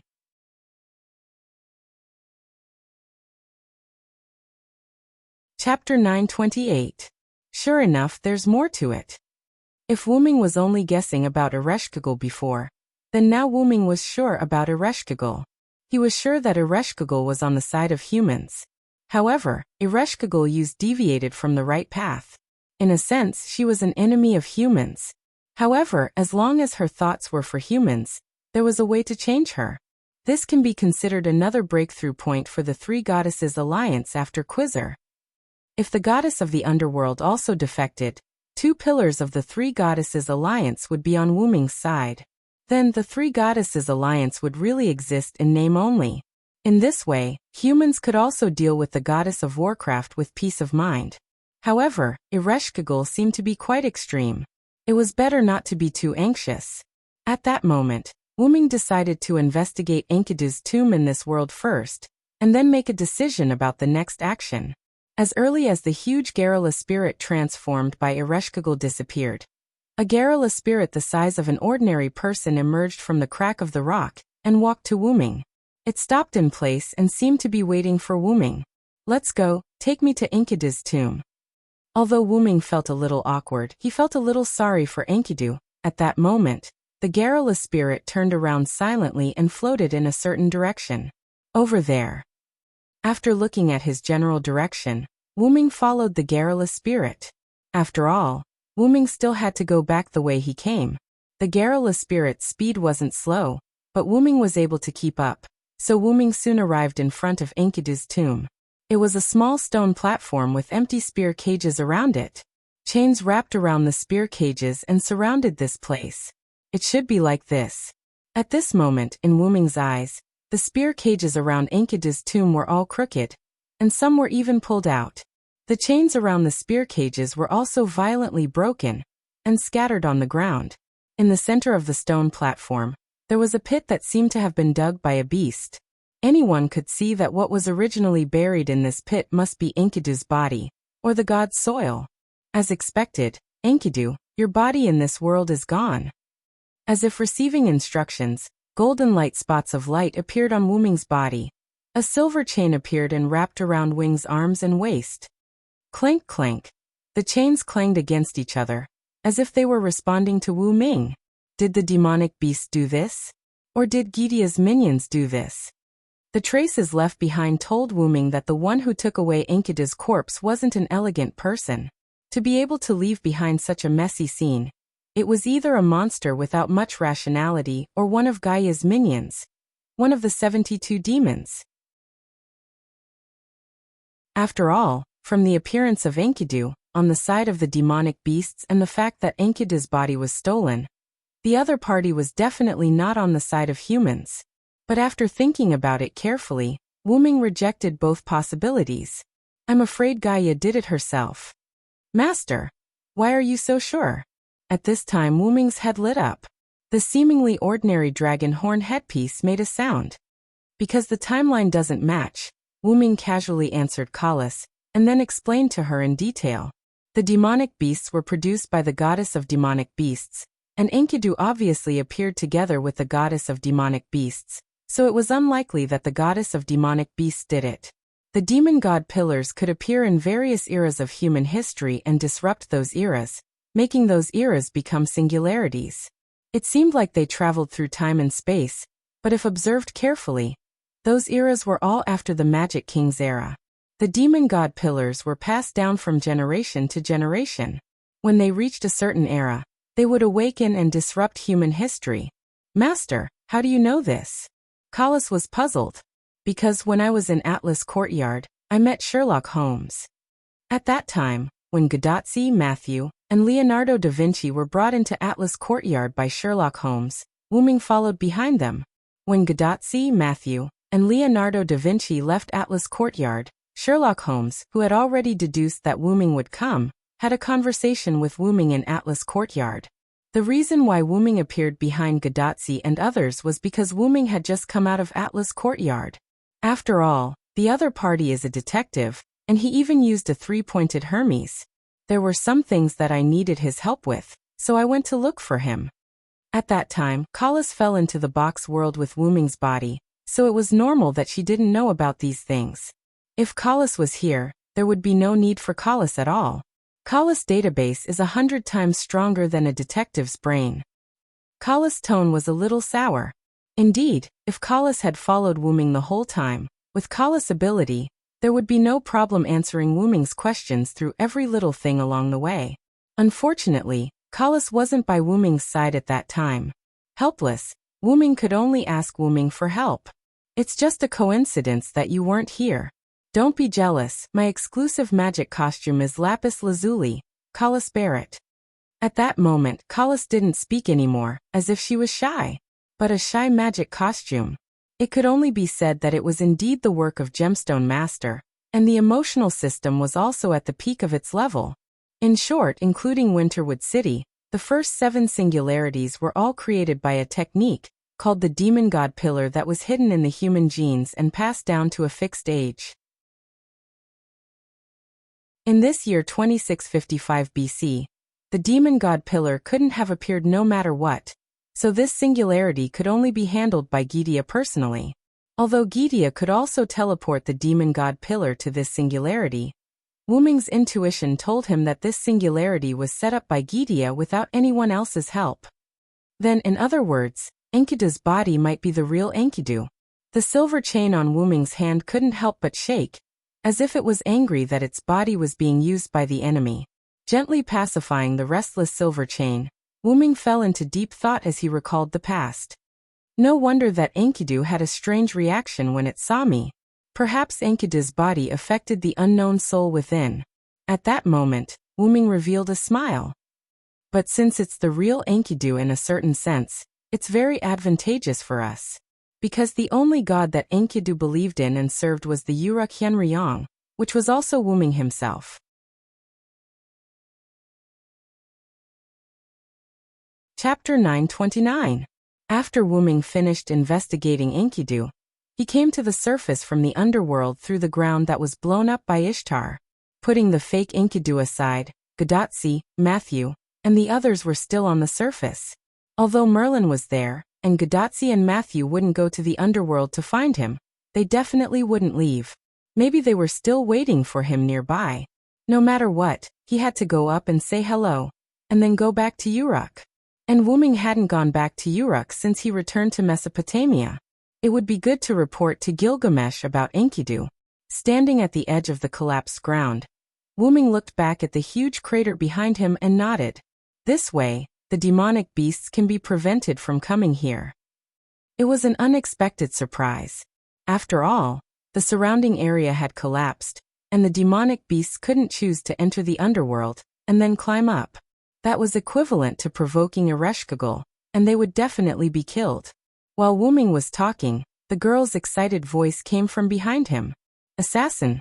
Wuming turned his head and saw Gadotsi running while waving at him, and Matthew was behind her with a panicked face. For a moment, Matthew, who was a demi-servant, couldn't catch up with Gadotsi, who was an ordinary human. Senpai, please slow down. When she was close to Wuming, Gadotsi suddenly flew toward Wuming. Wuming quickly opened his hands, took a few steps forward, and caught Gadotsi. Assassin, are you okay? Gadotsi looked worried. However, Wuming knocked Gadotsi's little head. If you're so impatient, I'll be in trouble. Senior, ha ha ha ha. Matthew, who came to the two of them, was panting heavily and looked quite uncomfortable. Because he was too anxious to catch up with Gadotsi, Matthew didn't have much time to catch his breath. Look at you, Matthew. Don't do this again. Wuming immediately let go of Gadotsi and went to Matthew's back to rub Matthew's back. He then injected his mana into Matthew's body to relieve Matthew's fatigue. I'm sorry, Matthew. I was too anxious. Gadotsi also came over to apologize to Matthew. When she found out that Wuming's spirit base was nearby, she immediately ran over. It's okay. Senior. I understand that you're worried about Vi. Senior Villo. Although he was relieved, Matthew was still panting heavily. It seemed that he needed a little rest. Tachika, you should calm down in the future. A demonic beast commander escaped. If you're so rash, it will be troublesome if it ambushes you halfway. Gadotsi didn't care about anything just now. After receiving the news that Wuming appeared here, she directly ran over. Matthew was also worried about Gadotsi's safety, so he was out of breath and followed her. Don't worry about that. The demonic beast commander has left. A voice came from behind Wuming. Wuming turned his head and saw that it was Ishtar. You're okay? That's great.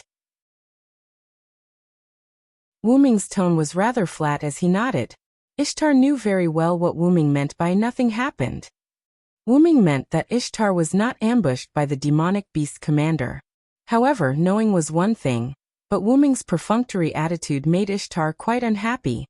You bastard. I was worried that Ereshkigal would imprison you in the underworld, and you're actually looking forward to something happening to me? At that moment, Ishtar was like an angry cat, staring fiercely at Wuming.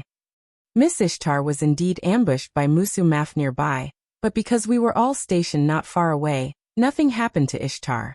Matthew, who had recovered his breath, also began to explain. Who would have thought that that guy was actually hiding underground? It actually managed to hide such a huge thing. Ishtar became irritated at the thought of this. It could be said that if it weren't for Wuming's reminder, she would have been eaten by Musu Maf by now. Devouring a god would bring about considerable growth for a demonic beast. It was the same reason why Yulidim wanted to devour Wuming. It was no wonder that Musu Maf would hide and wait like a sinister viper. Sure enough, the demonic beast commander isn't all brainless. After all, those brainless demonic beast commanders were most likely dead, and the remaining ones were probably some meticulous fellows. Wuming couldn't help but become serious. I'm sorry, Ishtar. It's my mistake. I should have let you leave with me. Wuming really didn't expect that Musu Maf would actually ambush here. The reason why he said demonic beasts might ambush was just to scare Ishtar and Gadotsi. After all, those who escaped in such a situation would definitely choose to leave. In the end, Musu Maf actually chose to ambush them. It could only be said that Musu Maf was bold enough. If Wuming and Ishtar were to come out together, and if Wuming were to find out, Musumaf would definitely follow in his footsteps today. Wuming couldn't let the tiger return to the mountain no matter what. Wuming really regretted that he didn't let Ishtar stay a little longer. Wuming's regretful expression in Ishtar's eyes turned into self-blame for her danger, which made Ishtar didn't know what to say for a while. Wuming apologizing to Ishtar in such a serious way was really rare for Ishtar. It could be said that it was basically impossible for such a situation to happen. The relationship between the two was actually not that bad, but basically every time they met, they would have to mock and ridicule each other. It had almost become a habit. Ishtar was also affected by the girl's body this time as a pseudo-servant, so she didn't quarrel with Wuming. However, Wuming wasn't a pseudo-servant, and he wasn't affected by it. How could he apologize so easily? This made Ishtar feel quite awkward. At the moment, Ishtar also began to speak hesitantly. This is not your fault after all. You also told me. If I could come out with you, I would definitely not let Musumafu escape. I really missed a great opportunity to kill another demonic beast commander. Wuming clenched his left fist and hammered his right hand, directly interrupted Ishtar's speech, and his expression became even more regretful. As the saying goes, the more you think about it, the angrier you get. The more you take a step back, the more you think about it. Wuming's current state was more or less the same. However, Wuming's words made Ishtar, Gadatsi, and Matthew stunned on the spot. The meaning of Wuming's words was already very obvious. He wasn't worried about Ishtar, but he regretted missing the opportunity to kill the demonic beast commander. Gadatsi and Matthew couldn't help but swallow their saliva, silently looking at Ishtar, who had lowered her head and exuded a terrifying aura. Sure enough, Ishtar also lived up to everyone's expectations and shouted out what Gadatsi and Matthew thought was right at the moment. You bastard!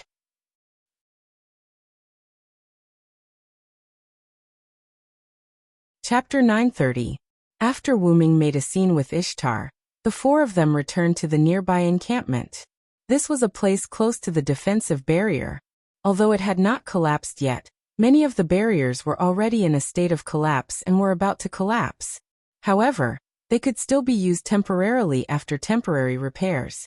Not only that, under the command of Nuwakamaru, the soldiers also set up temporary tent-like residences adjacent to the defensive barrier. Oh, you all returned safely. I knew that nothing would happen. Merlin was the first to come out of the tent to welcome everyone. However, it seemed that you guys were a little noisy just now. I was very self-aware and didn't come out. If Merlin had also joined in, the situation would have become even more serious. It's just that the joke was a little too harsh, and someone couldn't take it. Wuming said and glanced at Ishtar. Humph. Ishtar snorted and turned her head to the side after realizing that Wuming was looking at her. Gadatsi and Matthew saw this scene and smiled helplessly and awkwardly.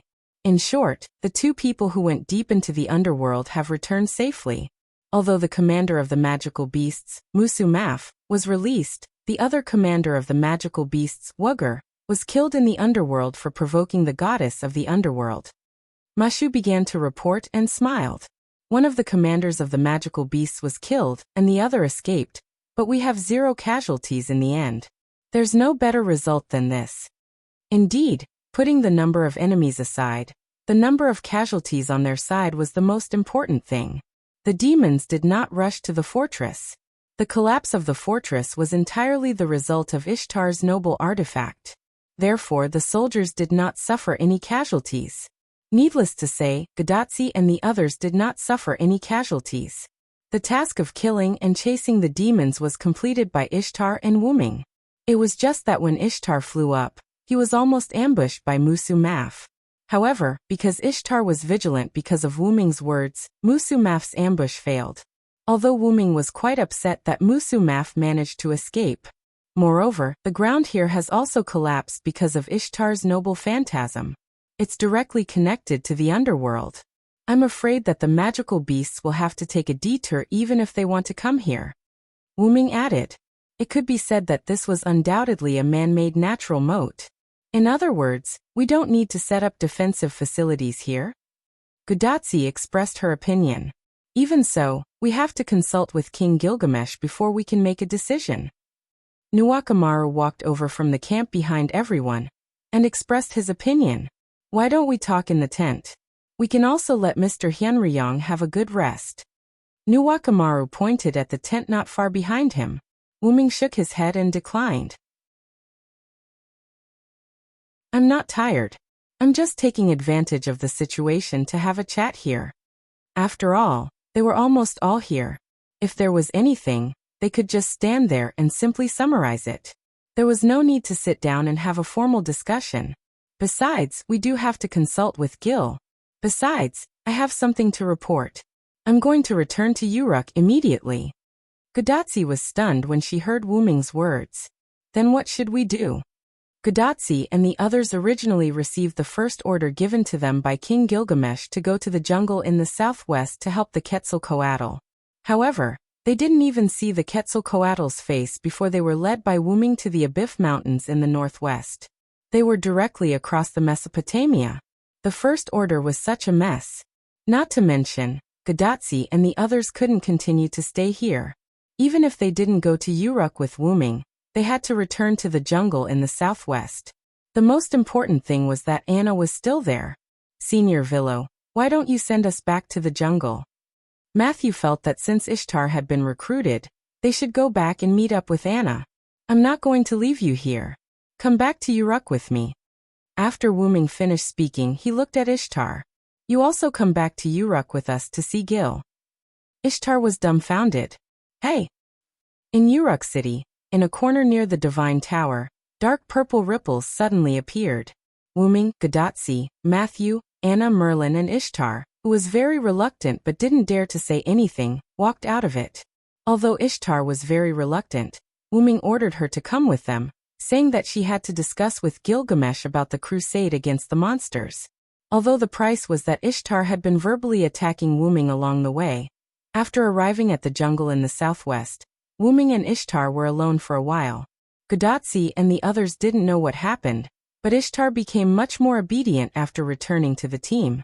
After that, Wuming found Anna, but because he still didn't see the Quetzalcoatl, Wuming left a message and took the 5 of them back to Uruk through the portal. Oh! Once again, we reached our destination in an instant. Godatsi exclaimed in surprise. No matter when I see it, Senior Villo's ability is always so magical. Matthew seemed to be enjoying himself. Busy. Every time you enter this strange space, the connection between you and Chaldea will become abnormal. Busy. Roman's voice was heard from Godatsi's bracelet, along with the abnormal signal. Villo's ability is probably different from spatial magic and teleportation magic. It's not something that humans can use, so it's normal that Chaldea can't detect it. Even Merlin was very interested in Wuming's ability. If he didn't know that Wuming would be perfunctory, he would have asked him a long time ago. Anyway, it's better to be able to get to our destination as soon as possible. Anna sighed. She looked quite tired. She couldn't help it. She was only there to help. And after a long journey to the jungle in the southwest, she was left alone. Although she was the one who asked for it. After that, before she could see the Quetzalcoatl, and before she could do anything useful, she was picked up by Wuming and returned to Uruk. Anyone would be unhappy if they were in her shoes. Mama. Anna, don't be sad. Returning to Uruk means that you can eat delicious butter cake for dinner.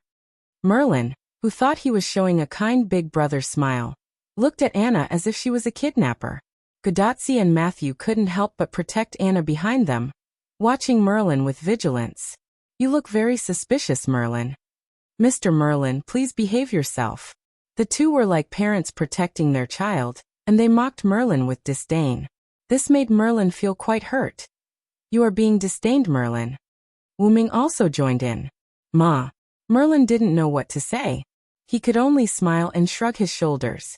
After a few seconds of silence, everyone couldn't help but burst into laughter. It's important to be able to maintain a happy mood in the singularity, but you guys shouldn't always bully Merlin, because I always feel the same way. This was the speech of Roman from Chaldea, who was given a pessimist, a coward, and other negative titles by a large number of servants. Ha! What is this speech of a soft-footed shrimp that does not know how to read the atmosphere? said Ishtar in a rare moment. After all, after being taught a lesson by Wuming, Ishtar didn't speak again, or rather, she didn't dare to speak again. However, when Ishtar opened her mouth, she was still annoyed. By the way, what's the matter with the tent?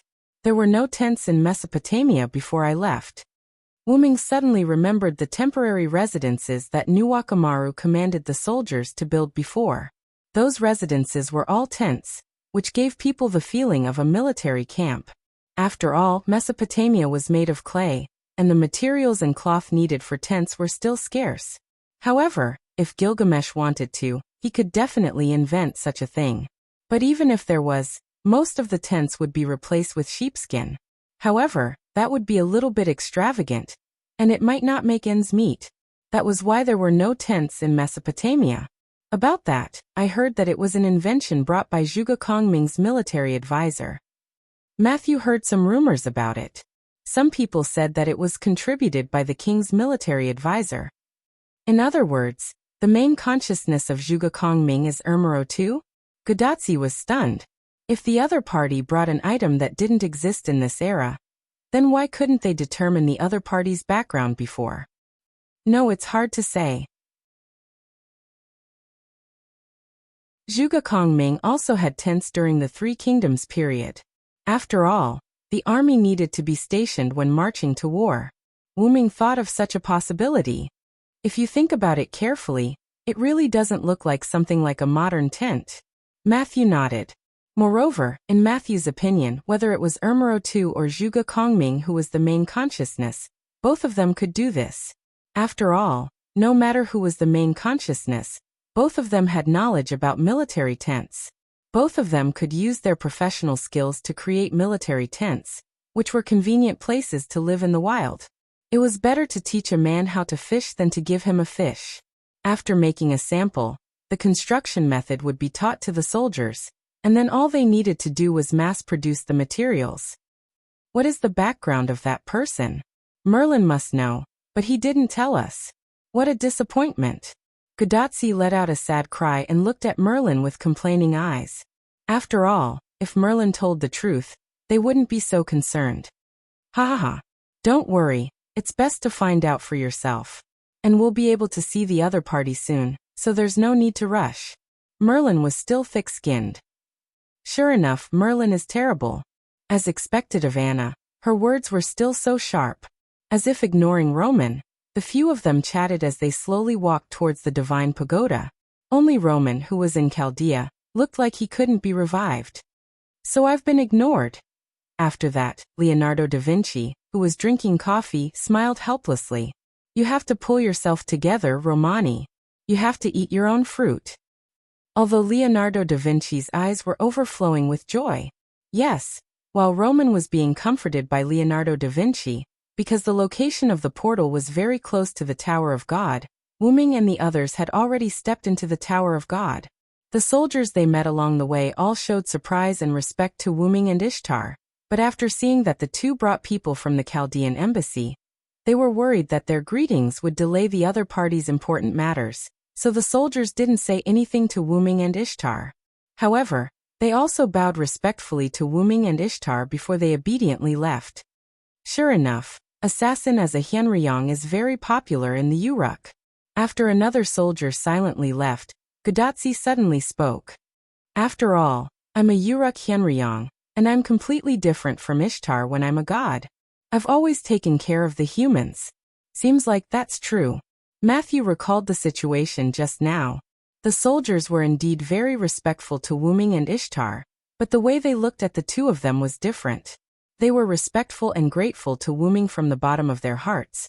But when the soldiers looked at Ishtar, it was as if they were looking at a high and mighty god who could not be offended. Although both were respectful, they were actually not the same. Ahem. But, I can see that the Uruk soldiers also respect you, Miss Ishtar. Matthew immediately added after being pushed by Gudatsi. However, this could not cover up the fact that even Ishtar had to admit. However, this fact made Ishtar even angrier. So what if it's different? I don't need their respect anyway. The humans only need to offer me gems and gold. Humph. Ishtar said as she sped up and walked toward the room at the top where Gilgamesh was dealing with matters. This made everyone feel ashamed. Don't worry about her. She'll be fine after a while. Let's go. The place where Gil is dealing with matters is right in front of us. According to the current situation of this world, he should be staying there forever. When they arrived at the door at the top of the divine tower, the soldiers guarding the door were shocked when they saw Wuming and Ishtar. They immediately knelt down respectfully. Lord Henryong. Lord Ishtar. Welcome back to the Uruk. Wuming had indeed left because of the battle with Gorgon, and Ishtar had left the Uruk because she was always running around. She was often not in the Uruk. In short, the two of them were indeed welcome back. Is the king inside? Wuming asked the two soldiers who stood up. Yes, Lord Henryong. King Gilgamesh is dealing with matters. Lord Siduri and Lord Baiqing are also inside. However, this was just a routine inquiry. After all, the door was so big that Wuming had already seen the situation inside. Gilgamesh sat on the throne, constantly picking up and putting down the slate and quickly dealing with matters. Siduri stood beside Gilgamesh to help record things. As for Musa Sobo Benkei, he stood under the throne with his eyes closed, waiting quietly. Let's go. Wuming said as he took the lead and walked into the room at the top of the divine tower where Gilgamesh dealt with government affairs. You're tuning in to the Echoes of the Heart YouTube channel. Don't forget to subscribe and join us on this journey to catch the most captivating stories.